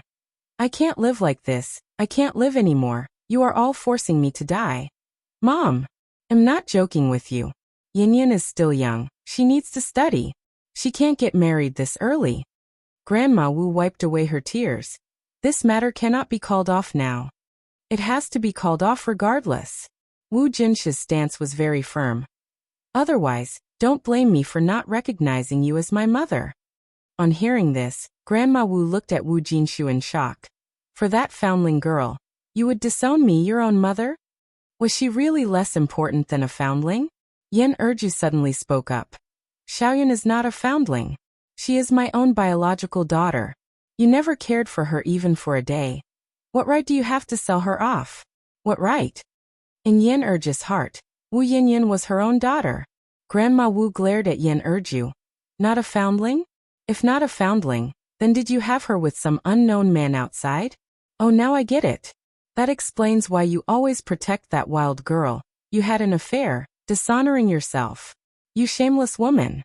How could our esteemed Wu family have someone like you, bringing us disgrace? What are you babbling about?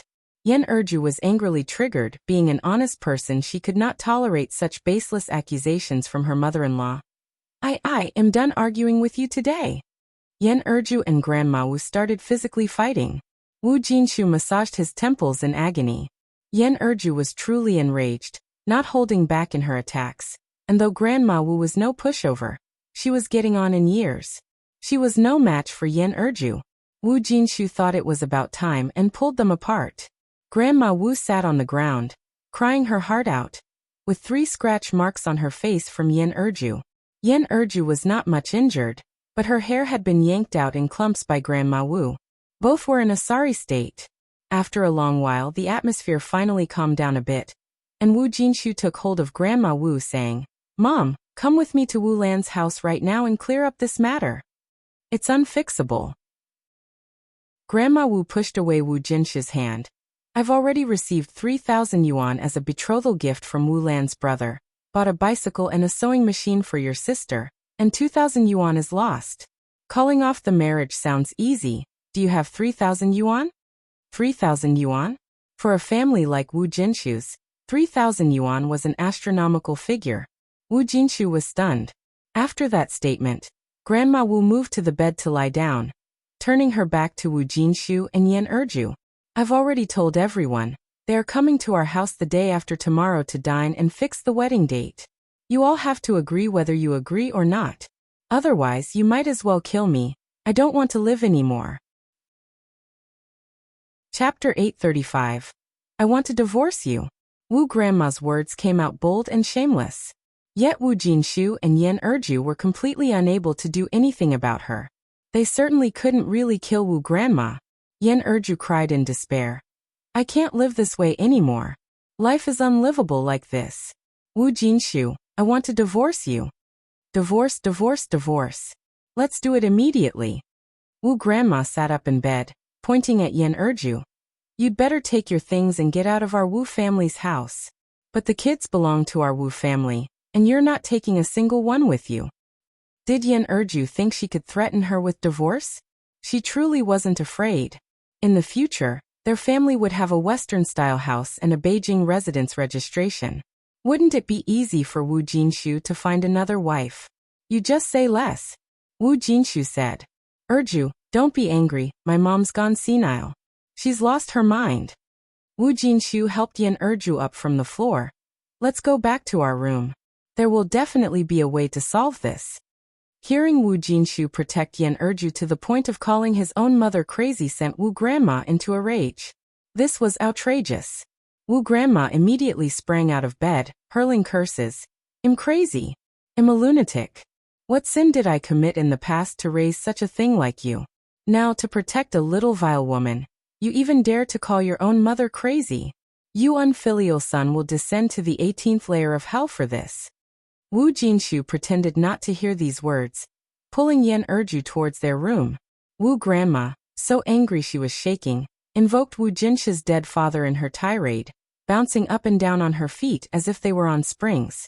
Yan Erju was pulled into the room by Wu Jinshu. Wu Jinshu comforted her. Erju, don't worry, our family will definitely not sell our daughter. Even if I have to sell my blood, we will gather these 3,000 yuan. This was not just to comfort Yan Erju. Wu Jinshu was truly ready to sell his blood. When Wu Yanyan had been picked up, with her umbilical cord still uncut, it was they who had raised her, dealing with all the mess and pee. Over the years, Yan Erju, not just Wu Jinshu, treated her as their own daughter. In their family of 3 boys, Wu Yanyan was the only daughter. If the family hadn't been so poor, they would have cherished their daughter like the apple of their eye. Alas, they couldn't afford to. Yan Erju, weeping inconsolably in Wu Jinshu's arms, cried out, My Xiaoyan is so fated to suffer. If I knew it'd be so hard with us, I'd rather have sent her to live with my sister. Yan Erju's sister, named Yan Deju, was much older than Yan Erju. When Yan Erju had found Wu Yanyan, Yan Deju really wanted to adopt her, since they had 4 boys and longed for a daughter, but Yan Erju had not agreed. Now looking back, Yan Erju was filled with regret. Yan Deju's family was doing really well. 3 of her 4 sons had gone to college and were working. If Wu Yanyan had been with them, she surely would still be in school now. Erju, what nonsense are you talking about? Since we've brought Yanyan home, she is our daughter, and you shall not say such things again. Come on now, wipe away your tears, lest the kids come back and worry unnecessarily when they see us like this. Yan Erju, wiping her tears, asked. But what do we do now? Xiaoyan is only 17 this year. Are we really going to let her marry and become someone's stepmother? No. As long as I am around, I won't let her marry and become anyone's stepmother. Wu Jinshu said. I'll sell blood right after work tomorrow, and we'll save whatever we can. Yan Erju nodded. Okay, I'll go too. Wu Yanyan took her 2 younger brothers out to the streets. The 2 boys were young and overjoyed at the sight of candy. Wu Yanyan was weighed down with worries. She always felt something had happened at home, and Yan Erju had deliberately sent her out. While Wu Yanyan was preoccupied with her thoughts, a gentle voice rang out in front of her. Yanyan. Yang Yang. Wu Yanyan looked up, not expecting to see An Yang, her eyes filled with surprise. Yanyan, are these your little brothers? An Yang continued to ask. Wu Yanyan nodded. This is my eldest brother Wu Dalong, and this is my second brother Wu Erlong. We also have a youngest brother named Wu Xiaolong. Dalong Erlong, this is sister Yang. She's a benefactor to our family. Both Wu Dalong and Wu Erlong had a yellowish complexion, and although Wu Yanyan was a bit darker, it was clear that her darkness was acquired from sun exposure. Among the facial features, one of the brothers resembled Wu Jinshu and the other resembled Yan Erju. Chapter 836. I want to divorce you. _2. But Wu Yanyan was unlike any of them. Wu Dalong and Wu Erlong were a bit shy, hiding behind Wu Yanyan, afraid to address anyone, and quietly sizing up Enai Yang. This sister is so pretty, even prettier than our own older sister.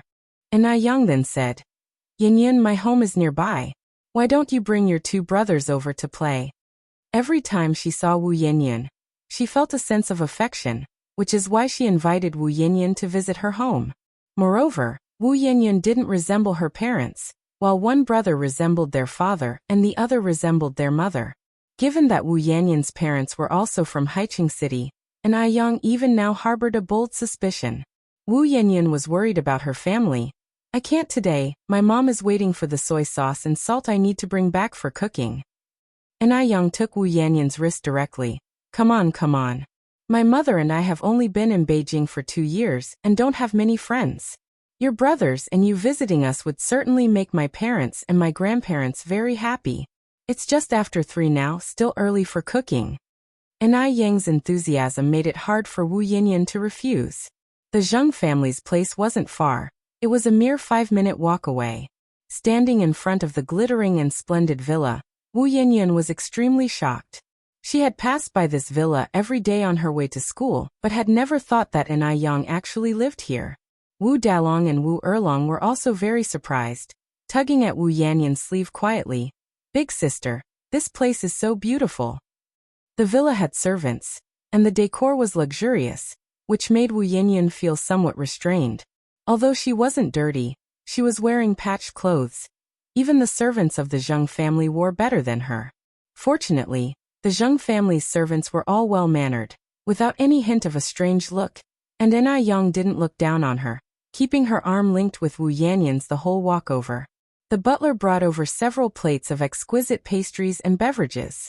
Enai Yang asked, Where's my mom? Madam is upstairs, the butler replied. Oh.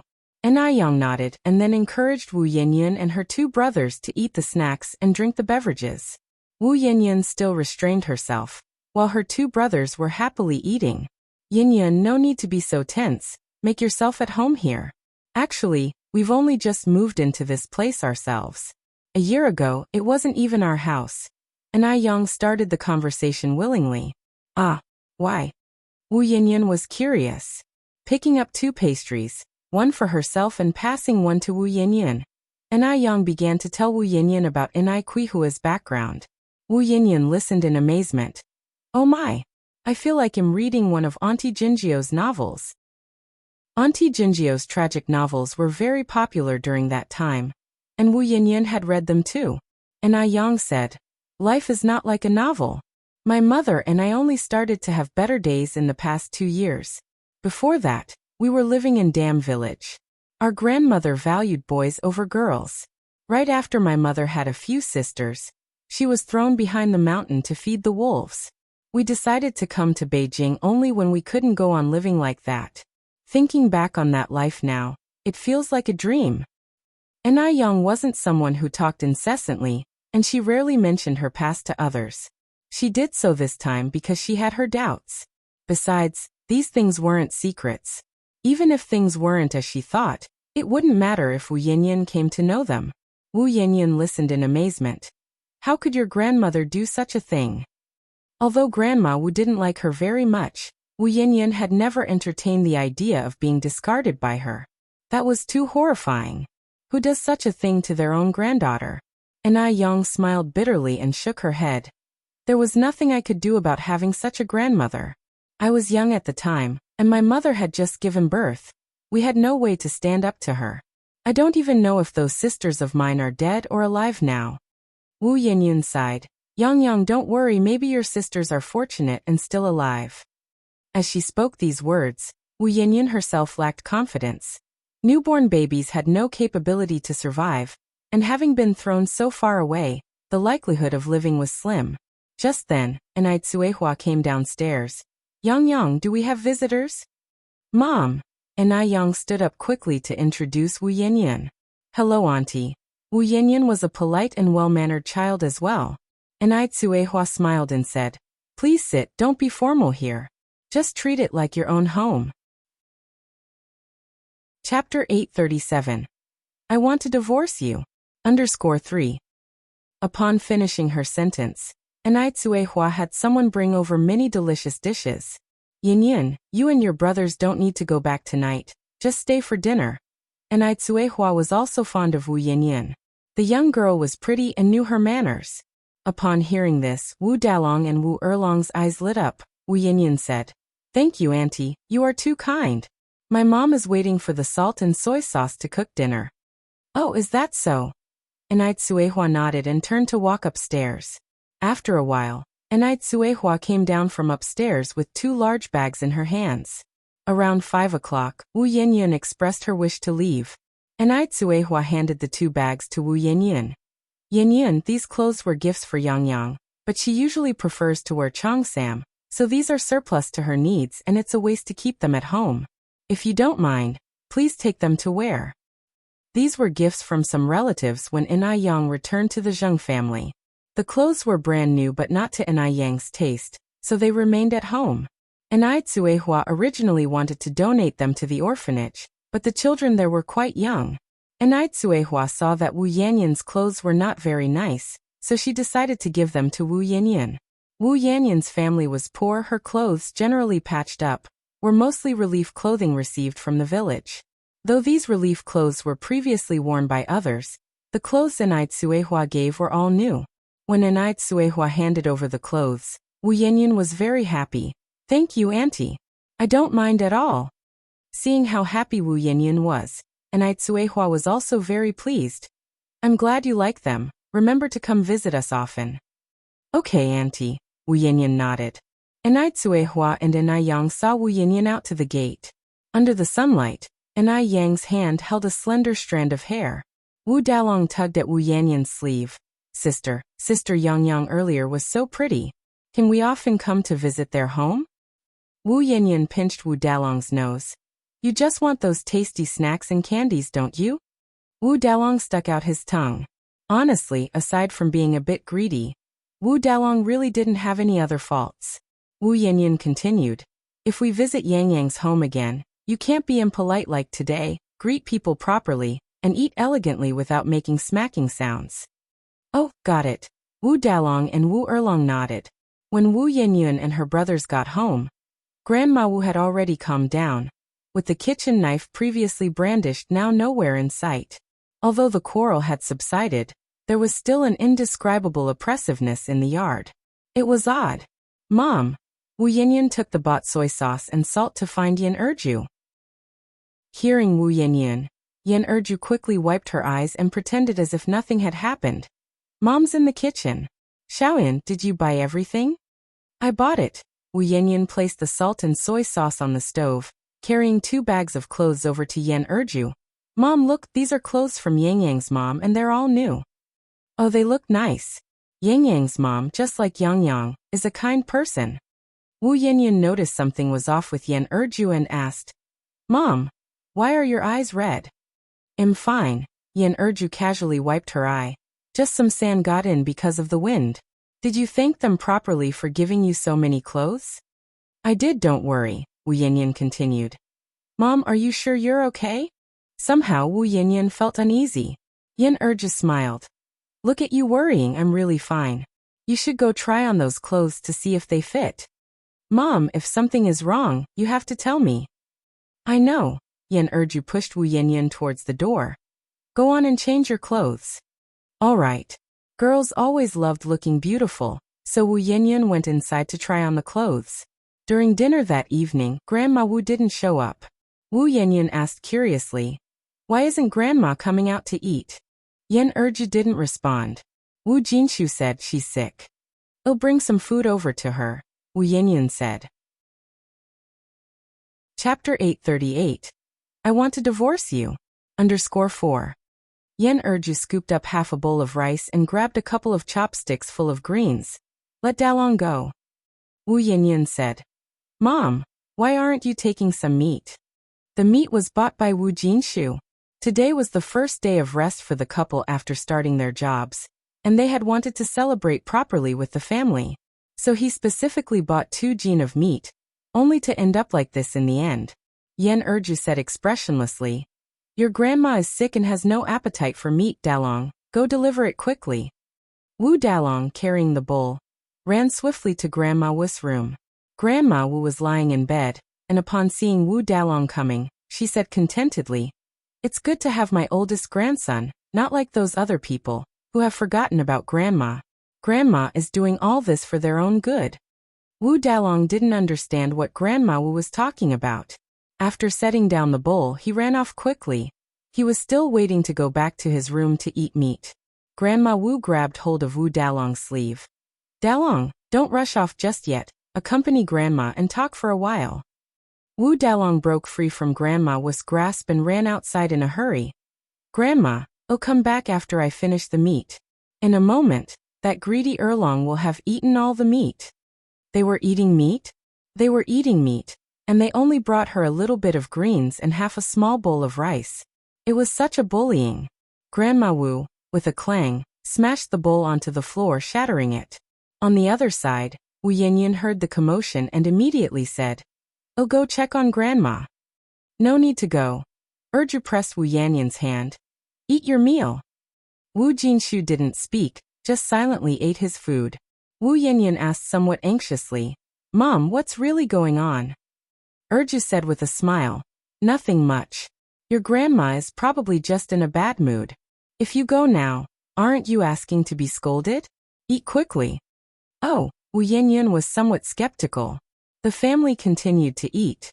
The next day, Wu Jinshu and Yen Erju went to work as usual. As soon as they left the house, the couple's faces were filled with worry. 3,000 yuan. A whole 3,000 yuan. Where were they going to find these 3,000 yuan? In the evening after work, the couple went to the hospital, ready to sell blood. But the formal hospital said they were malnourished and advised against drawing blood, so they went to a private hospital instead. A normal healthy person could only sell 400 cc of blood, but each of the couple sold 800 cc. After the 800 cc of blood was drawn, both of them were dizzy, with wobbly legs. Yet 1600 cc of blood only got them 100 yuan. Compared to the needed 3,000 yuan, 100 yuan was merely a drop in the bucket. What should we do? Yen Erju cried while holding Wu Jinshu. Wu Jinshu comforted her. Don't cry, there'll be a way. I don't believe that my mom really bought my sister a bicycle and a sewing machine. I'll beg my mom when I get back. Let her take out that 3,000 yuan. As a son, he didn't believe Grandma Wu would be so callous as to not leave them any hope for survival. Okay. After getting home, Wu Jinshu went to Grandma Wu's room. Grandma Wu was still lying on the bed with her back to the door, the same as yesterday, without changing her position. The shattered bowl on the floor had not yet been cleared away. Wu Jinshu knelt down towards Grandma Wu. Mom, please give our family a peaceful life again. You mean to say I'm not peaceful? Grandma Wu shot up from the bed. I'm your mother. The mother who raised you with her own 2 hands. Now you treat your own mother like this for a foundling girl.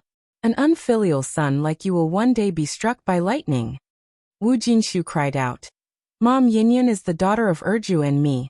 She may not be our own flesh and blood, but in our hearts, she is more precious than our own. She still needs to attend school. She has to become a college student.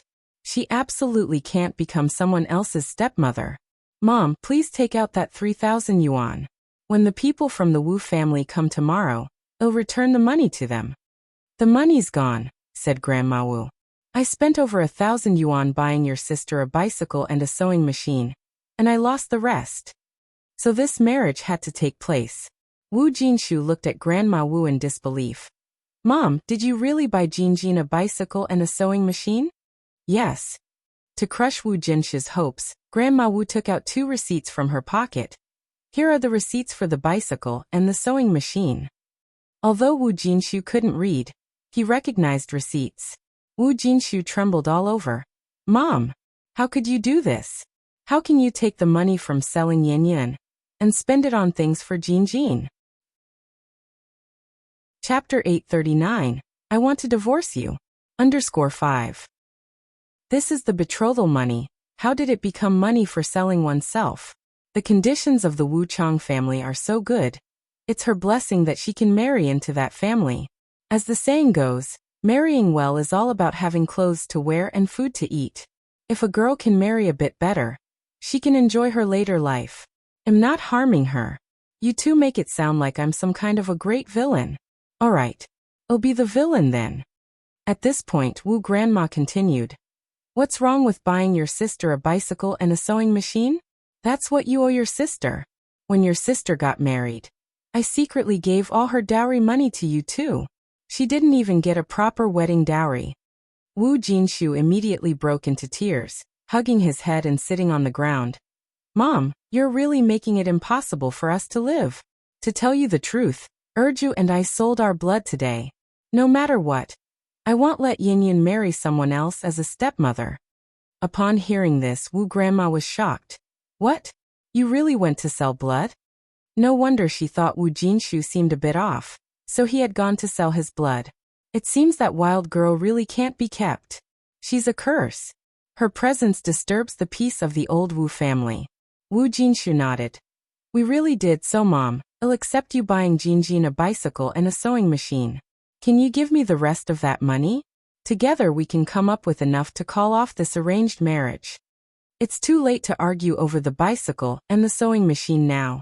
Wu Grandma sighed. You go out first, I'll think it over. Seeing Wu Grandma finally softening, Wu Jinshu breathed a sigh of relief and immediately stood up from the ground. Mom, you think about it, I won't disturb you anymore. You go out. Wu Grandma waved her hand. When Wu Jinshu came out from Wu Grandma's room, Yen Urju asked anxiously, How did it go? What did your mom say? Wu Jinshu said, My mom isn't an utterly ruthless person. She agreed to think about it. After all, Yin Yin is her granddaughter. Hearing this, Yen Urju also sighed with relief. At dinner, Wu Grandma still didn't join the table. Wu Yin noticed Wu Jinshu and Yen Urju's complexions looking bad and asked, Dad, Mom, are you okay? Your faces look so pale. Wu Jinshu said, It's nothing, probably just too tired from work during the day. Yin, later on take your brothers to bathe, and your mom and I are going to bed. Okay, Wu Yin nodded, still a bit worried. Dad, Mom, are you really alright? Should we call Dr. Li to come take a look? Dr. Li was the barefoot doctor in their area. No need, we just need some rest. At night, after seeing that her brothers had all gone to bed, Wu Yin prepared to wash the dishes. Just then Wu Grandma, who hadn't shown her face all day, suddenly stepped out. Yin, come here with me. Wu Yin was stunned. Oh, okay. In Wu Grandma's room, have your parents gone to bed? Uh-huh. Wu Yin nodded. Wu Grandma continued. Do you know why your parents look so pale? Wu Yin shook her head. It's all because of you that they've become like this, Wu Grandma continued. Yin, if you really are a filial and good daughter, then please consider your parents and your 3 younger brothers. You can't be too selfish. Wu Yin was completely stunned. Grandma, what are you talking about? Wu Grandma sat on a stool. It's come to this, so I might as well tell you the truth. You are not your parents' biological child. Your mother picked you up in the mountains when she was gathering firewood. Wu Yin couldn't hear the rest of her words. Everything was a blur in her ears. In her mind, there were only 5 words. She was picked up. She was a foundling. No wonder she didn't look like either Wu Jinshu or Yen Urju. No wonder Wu Grandma often said it was her who dragged down the whole family, so it was like this. It was like this. Tears welled up in Wu Yanyan's eyes and suddenly gushed out, flooding her face in an instant. Wu Grandma looked at Wu Yanyan with disdain and continued. I've spoken to a household about you. It's Wu Lan's brother Wu Chang. Wu Chang is in very good condition, and once you marry into their family, you just need to enjoy life. Once you marry him, not only will you become a wealthy lady, but our entire family will bask in your glory. Wu Chang's mother has already given me a betrothal gift of 3,000 yuan, and she promised that after you get married, our family can move to that small Western-style house with a courtyard in front, and even change our household registration to Beijing. Now, isn't that a huge stroke of good luck? Chapter 840. I want to divorce you. _6. But your parents are stubborn. They absolutely refused to agree to this marriage arrangement. Today, they even went to sell their blood in order to gather 3,000 yuan to repay the Wu family. No wonder Wu Jinshu and Yan Erju look so pale. They had gone to sell their blood. Wu Yinyan couldn't describe the taste in her heart. But she didn't want to marry Wu Chang. Wu Chang was old enough to be her father, and he even had 2 children. She wanted to go to school. She wanted to go to college. Wu Yinyan thumped to her knees. Grandma, please don't make me marry Wu Chang, okay? I don't want to marry Wu Chang. I want to study, and once I get into college, it'll lead our family to a better life. Grandma Wu looked at Wu Yinyan coldly, her words piercing. Don't you understand what I said? I'm not your grandma. You're just a child we picked up. Your parents have raised you until now. They've done their duty. Not only do you not think about repaying their kindness, you even want us to pay for your education. How can you be so shameless? She wasn't their own. She was picked up. She had no right to ask for these things. Wu Yinyan instantly ran out of words, with tears streaming down her face. Grandma Wu continued. Look at how poor our family is. Do you think we have money for you to go to school? To let you go to school, Dalong and Erlong have never even set foot in a school. Your parents even went to sell their blood to raise money. Can't you see all this? They don't share a single drop of blood relation with you. Yet they've done so much. Don't you feel moved at all? Don't you want to repay their kindness? Repay their kindness? Her parents had raised her for so long. She certainly should repay them. Grandma Wu sighed. That small Western-style house with a yard up ahead. Your parents couldn't afford it even if they worked for 20 years, but you just need to nod, and that house could be ours. It's just marriage, isn't it? Which girl doesn't get married?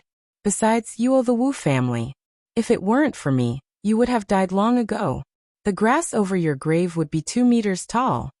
If you're a sensible good child, you'll go talk to your parents yourself. Tell them you're willing to marry Wu Chang, that no one is forcing you. Don't make it difficult for your parents. They're already not in good health, and they actually went to sell their blood today. What if something happens to them? Can you live with your conscience? At this moment, Wu Yinyan had no way to refuse Grandma Wu. Grandma Wu was right. She had been a burden on the whole family. She should repay their kindness. I understand, Grandma. Grandma Wu glanced at Wu Yinyan. Now that you understand, be happy about it. Look at you, looking like you want to die. As if someone is forcing you. Wu Yinyan wiped her tears, trying hard to squeeze out a semblance of a smile. Grandma Wu continued. Wu Chang and his mother will come over for a meal tomorrow. Remember to make a good impression. Emiching. And, Grandma Wu seemed to remember something. I heard from Dalong that some rich lady gave you 2 bags of new clothes, right? Grandma Wu said. Since you're going to marry Wu Chang anyway, and the Wu family is so rich, what kind of clothes can't you wear? Just leave those clothes for Lianhua. Lianhua was Wu Jinjin's eldest daughter, the same age as Wu Yinyan this year. Okay, Wu Yinyan nodded. All right, you can go back. Tell your parents about this first thing tomorrow morning, Grandma Wu instructed. Remember, no one is forcing you. It's your own decision to marry Wu Chang. And don't let your parents know that you already know you were picked up. If they find out, they'll think I've been saying things behind their backs. Wu Yinyan nodded tearfully. The next morning, Wu Yinyan got up early to prepare breakfast. After eating, she said, Dad, Mom, the Wu family is coming over today. You want leave, will you? Yan Erju's eyes reddened. Xiaoyan, do you already know? I know, Wu Yinyan nodded. Yan Erju hugged Wu Yinyan tight. Xiaoyan, don't worry. We definitely won't let you marry that Wu Chang. Your parents will find a way to gather the 3,000 yuan. If we must, we'll take out a high-interest loan. The couple had not wanted to tell Wu Yinyan about this matter, out of fear it would burden her psychologically, but Wu Yinyan had found out anyway. Wu Yanyan smiled and said, Mom, I want to marry Wu Chang. What did you say? Wu Jinshu and Yan Erju exclaimed in unison, almost thinking they had misheard. Chapter 841. I want to divorce you. _7 Wu Yanyan continued. Mom and Dad, it was my own decision to marry Wu Chang. I went to the matchmaking session by myself. Even though Wu Chang is a bit older, his family is well off. Marrying him wouldn't be a loss. Yan Erju responded. Xiaoyun, did your grandma force you? Don't worry, with Mom and Dad here, no one can bully you. Wu Jinshu hastily nodded. Yanyan, your parents are here. You don't need to be afraid. Whatever the difficulty, our whole family will face it together. Pretending to be relaxed, Wu Yanyan said. It's truly voluntary, and it has nothing to do with Grandma. Wu Chang is such a catch, many people want to marry him, but can't even reach him. Xiaoyun. Yan Erju was in tears now. Xiaoyun, don't you still need to go to school? You can't marry Wu Chang. He already has 2 children. I want to support you through university. I don't want you to be someone else's stepmother. Mom, don't cry, Wu Yanyan said with a smile. Being a scholar is useless. What's the use of studying so much? It would be better to marry earlier. Meeting someone like Wu Chang isn't easy. I've made up my mind. I want to marry him. Whatever you two say, I'll still marry him. You both better get ready. Wu Chang's family will be here soon. I'm going to wash the dishes. With that, Wu Yanyan hurried with the dishes to the kitchen. Without another word, Yan Erju went straight to Wu Grandma's room. Beyond caring, she burst out scolding. You old hag. Was it you? Did you say something to Xiaoyun? You heartless old hag. You will go to hell. Wu Grandma, holding her cane, came out of the room. Her mouth is her own. What can I possibly say for her? Yan Erju, today is a great day for the Wu family. I can let this slide. Yan Erju, furious, Wu Yanyan, hearing the commotion, immediately ran out from the kitchen, threw her arms around Yan Erju. Mom, don't be rash. I really am doing this voluntarily. It has nothing to do with Grandma. I want to marry Wu Chang. If you don't agree, I'll go to Wu Chang's house myself. Wu Grandma scoffed. Heard what your daughter said? Just like a shrew. Our family, bringing you in, has been unfortunate for generations.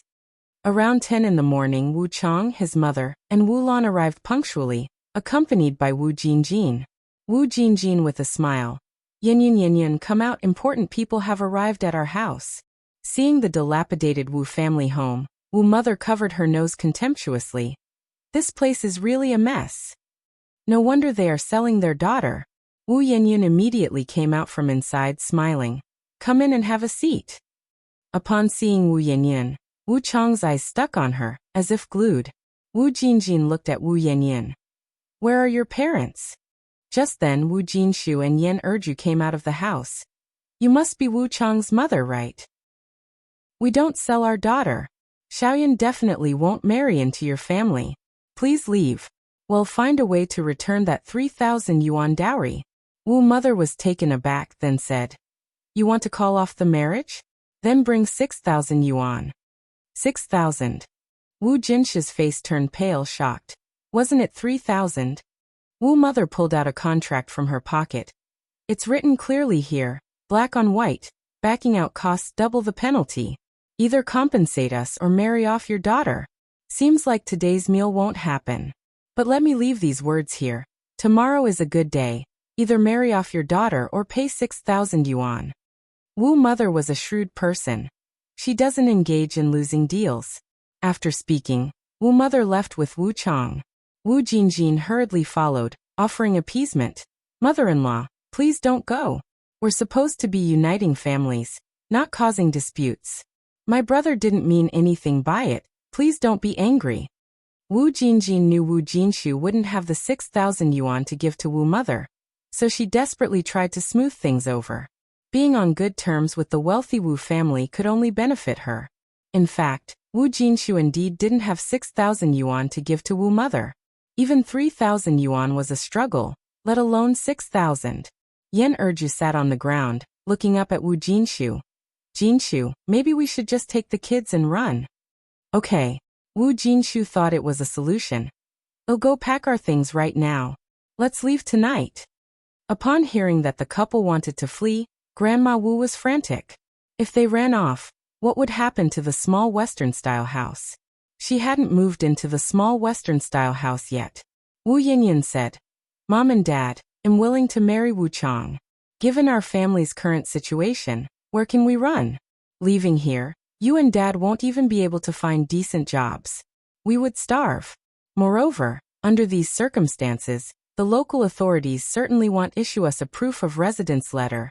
And without it, where can we run?" It was an era of restricted travel, where everyone needed introduction letters for long journeys. Otherwise, they would be deemed undocumented migrants. Upon hearing this, Wu Jinshu and Yan Erju looked completely disheartened. Grandma Wu was overjoyed. Yan Erju hugged Wu Yanyan tightly. "Xiaoyan, my daughter, my poor daughter." Wu Yanyan, holding Yan Erju, said, "Mom, I'm doing this voluntarily. After marrying Wu Chang, I won't have to do anything, just be a rich wife. I'm not pitiful at all." Wu Jinshu was also wiping away tears from behind. In the blink of an eye, it was the next day. They were about to move to the small Western-style house, and Grandma Wu was very happy. She had cut many she characters overnight and posted them in every corner of the Wu family house. Wu Erlong asked curiously, "Grandma, is Big Sister getting married?" "Yes," Grandma Wu nodded happily. Wu Erlong didn't say anything and turned to run to the room. "Big Sister, are you getting married?" Wu Yinyan nodded. "Big Sister, I don't want you to get married. I don't want you to get married." Wu Erlong hugged Wu Yinyan tightly. Wu Yinyan smiled and said, "Silly boy. Girls have to get married when they reach the right age." Wu Erlong then ran to find Yan Erju. "Mom, I don't want Big Sister to get married. Big Sister doesn't want to get married. I heard her crying last night. Mom, please don't marry her off, okay?" Yan Erju's eyes, already swollen, instantly reddened and she wept uncontrollably.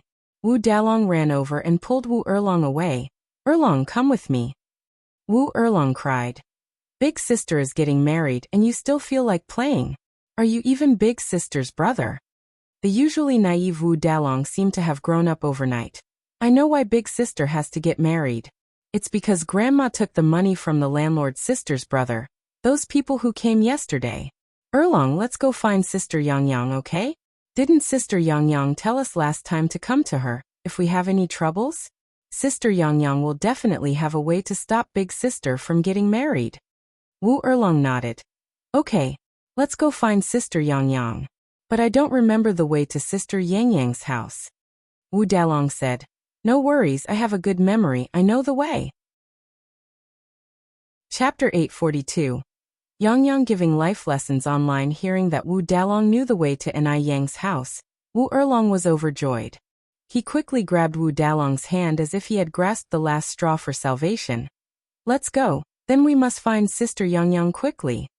Hand in hand, the brothers ran swiftly towards the Zheng family's direction. The atmosphere in the Wu family's courtyard was very oppressive, and ironically, the door was covered with many happiness characters. Wu Jinshu and Yan Erju sat in the living room, wiping away their tears. They were just simple peasants. Faced with this kind of situation, they had no idea what to do. Grandma Wu came in from outside. "Stop crying. It's a bad omen to wipe tears on a joyous day. Yinyan isn't just your daughter, she's my granddaughter too. Would I, as her grandmother, harm her? Harm her?" Yan Erju said angrily. "Isn't selling her off to be someone else's stepmother harming her? Is there any grandmother as cruel as you in the world?" Wu Jinshu let out a deep sigh. His mother indeed hadn't had an easy life. She became a widow at 28, and the year his father died he was 10, and Wu Jinjin was only 6. During the year of the Great Famine, he didn't know how his mother had survived. By rights, he should have been able to understand his mother, but he just couldn't. She was someone who had gone through so many hardships. Now that life had barely become a bit easier. Why couldn't she just live peacefully? "Mother, do you really have to turn our home upside down and destroy our family before you can be happy?" Wu Jinshu looked at Grandma Wu with eyes filled with disappointment. Old Mother was dialect from their hometown, and since coming to Beijing, he seldom referred to Grandma Wu that way. Grandma Wu gave Wu Jinshu a withering look. "Today is a big happy day for Yin Yin. I don't want to argue with you. And I don't want to quarrel, lest we become the laughing stock of others. You may hate me today, but perhaps after moving into the small Western-style house tomorrow, you will be grateful to me. Don't think I don't know. In fact, you are just putting on an act. Deep down, you're hoping to marry Yanyan off to Wuchang. Who wouldn't want to live in such a fine house? Don't pretend to be virtuous after getting the benefits. After all, Yanyan wasn't the biological child of Yan Erju and Wu Jinshu. Grandma Wu didn't believe they would be so heartbroken over a wild girl whose background was unknown. In an era where even a full meal was difficult to come by, a girl being able to exchange for so many good things would have many parents eager to send their daughters there without getting the chance. Hearing this, Yan Erju grabbed a teacup used for drinking water and threw it. Shut up! Shut up! Crash! The teacup shattered as it hit the ground. You dare to think like that, yet you're afraid of others saying it? Grandma Wu said. Erju. Wu Jinshu embraced Yan Erju tightly. Calm down, let's think of a solution together. I definitely won't let Yanyan marry over. Definitely not. The couple wept together with their heads in their arms. Grandma Wu glanced at the couple and then walked towards Yanyan's room. Yanyan was really sitting by the bed, crying with her head down. Hearing footsteps, she quickly wiped her tears and looked towards the door. Grandma. Grandma Wu hummed an acknowledgement and walked in, expressing her discontent. You agreed to marry Wu Chang willingly, and now you're wiping tears and putting on an act. Who are you performing for? Are you trying to sow discord? Do you want your parents to hate this old woman to death? It's not. I didn't. Yanyan hurriedly explained. She didn't blame anyone. She just wanted to cry, really wanted to cry, and couldn't hold back her tears at all. She still had a university dream after all. Grandma Wu walked over to Yanyan and handed her 2 red hair ropes. When I got married, I didn't even have red hair ropes. These are specially bought for you by your aunt. Thank you, Auntie. Yanyan reached out to take the red hair ropes. Grandma Wu looked around the room and then asked, Where are your new clothes? What? Yanyan was taken aback and didn't catch on. Stop playing dumb. Grandma Wu looked at Yanyan, raising her voice.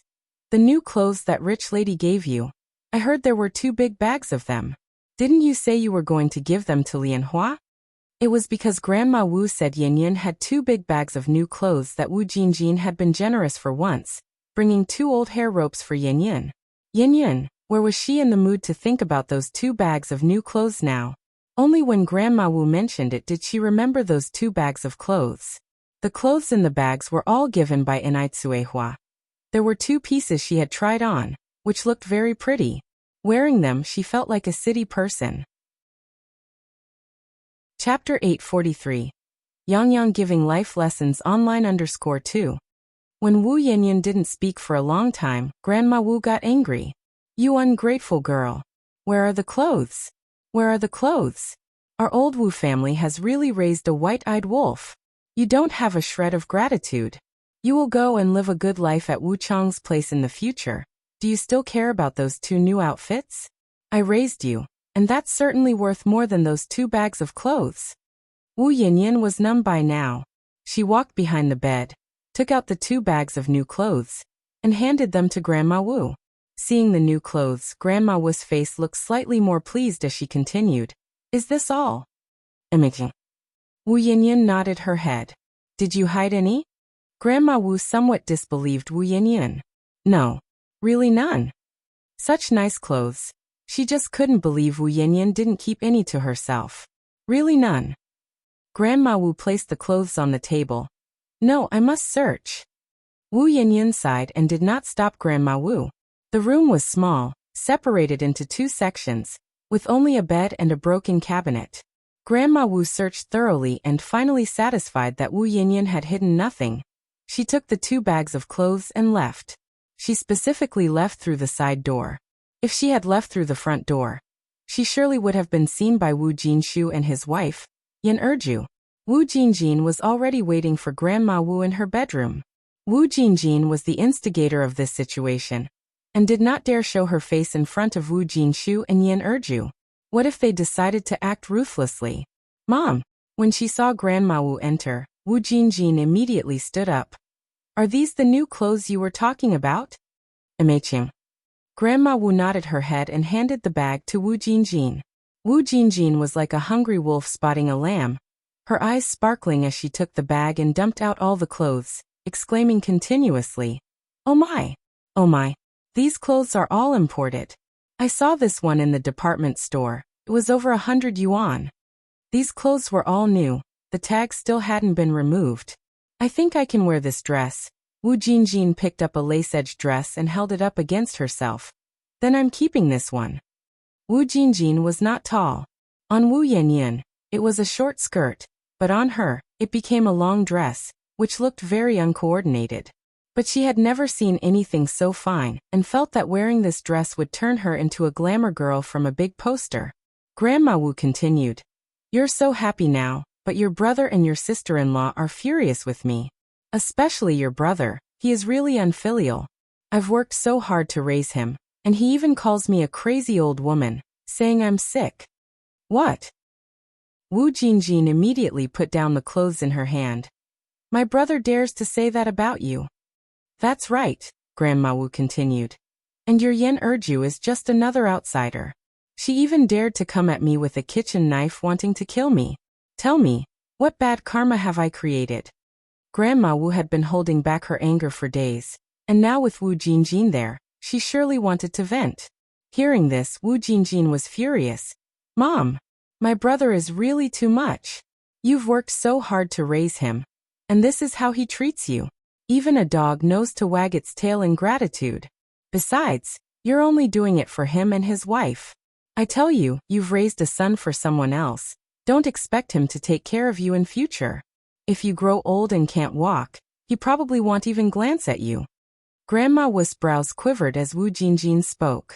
She was already over 60, and it wasn't long before she wouldn't be able to walk.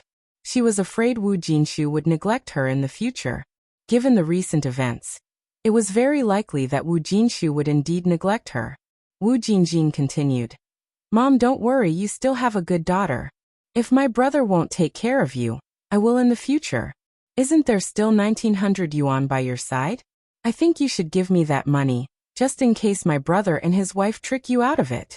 And that little Western-style house, I don't think you should give it to my brother anymore. Give it to me instead. Our house is too small, and you can rest assured, I'll give you the best room to live in. I'll take good care of you. You see, I even scrape off a bit of meat from my own mouth to give to you. What has my brother given you? Not only does he give you nothing, but this time he's also made such a huge fight with you." Grandma Wu was very tempted by what Wu Jinjin said. You're tuning in to the Li Mei's Sword of Destiny YouTube channel. We're so grateful for your support, and don't forget to subscribe to join us on this incredible journey through captivating stories.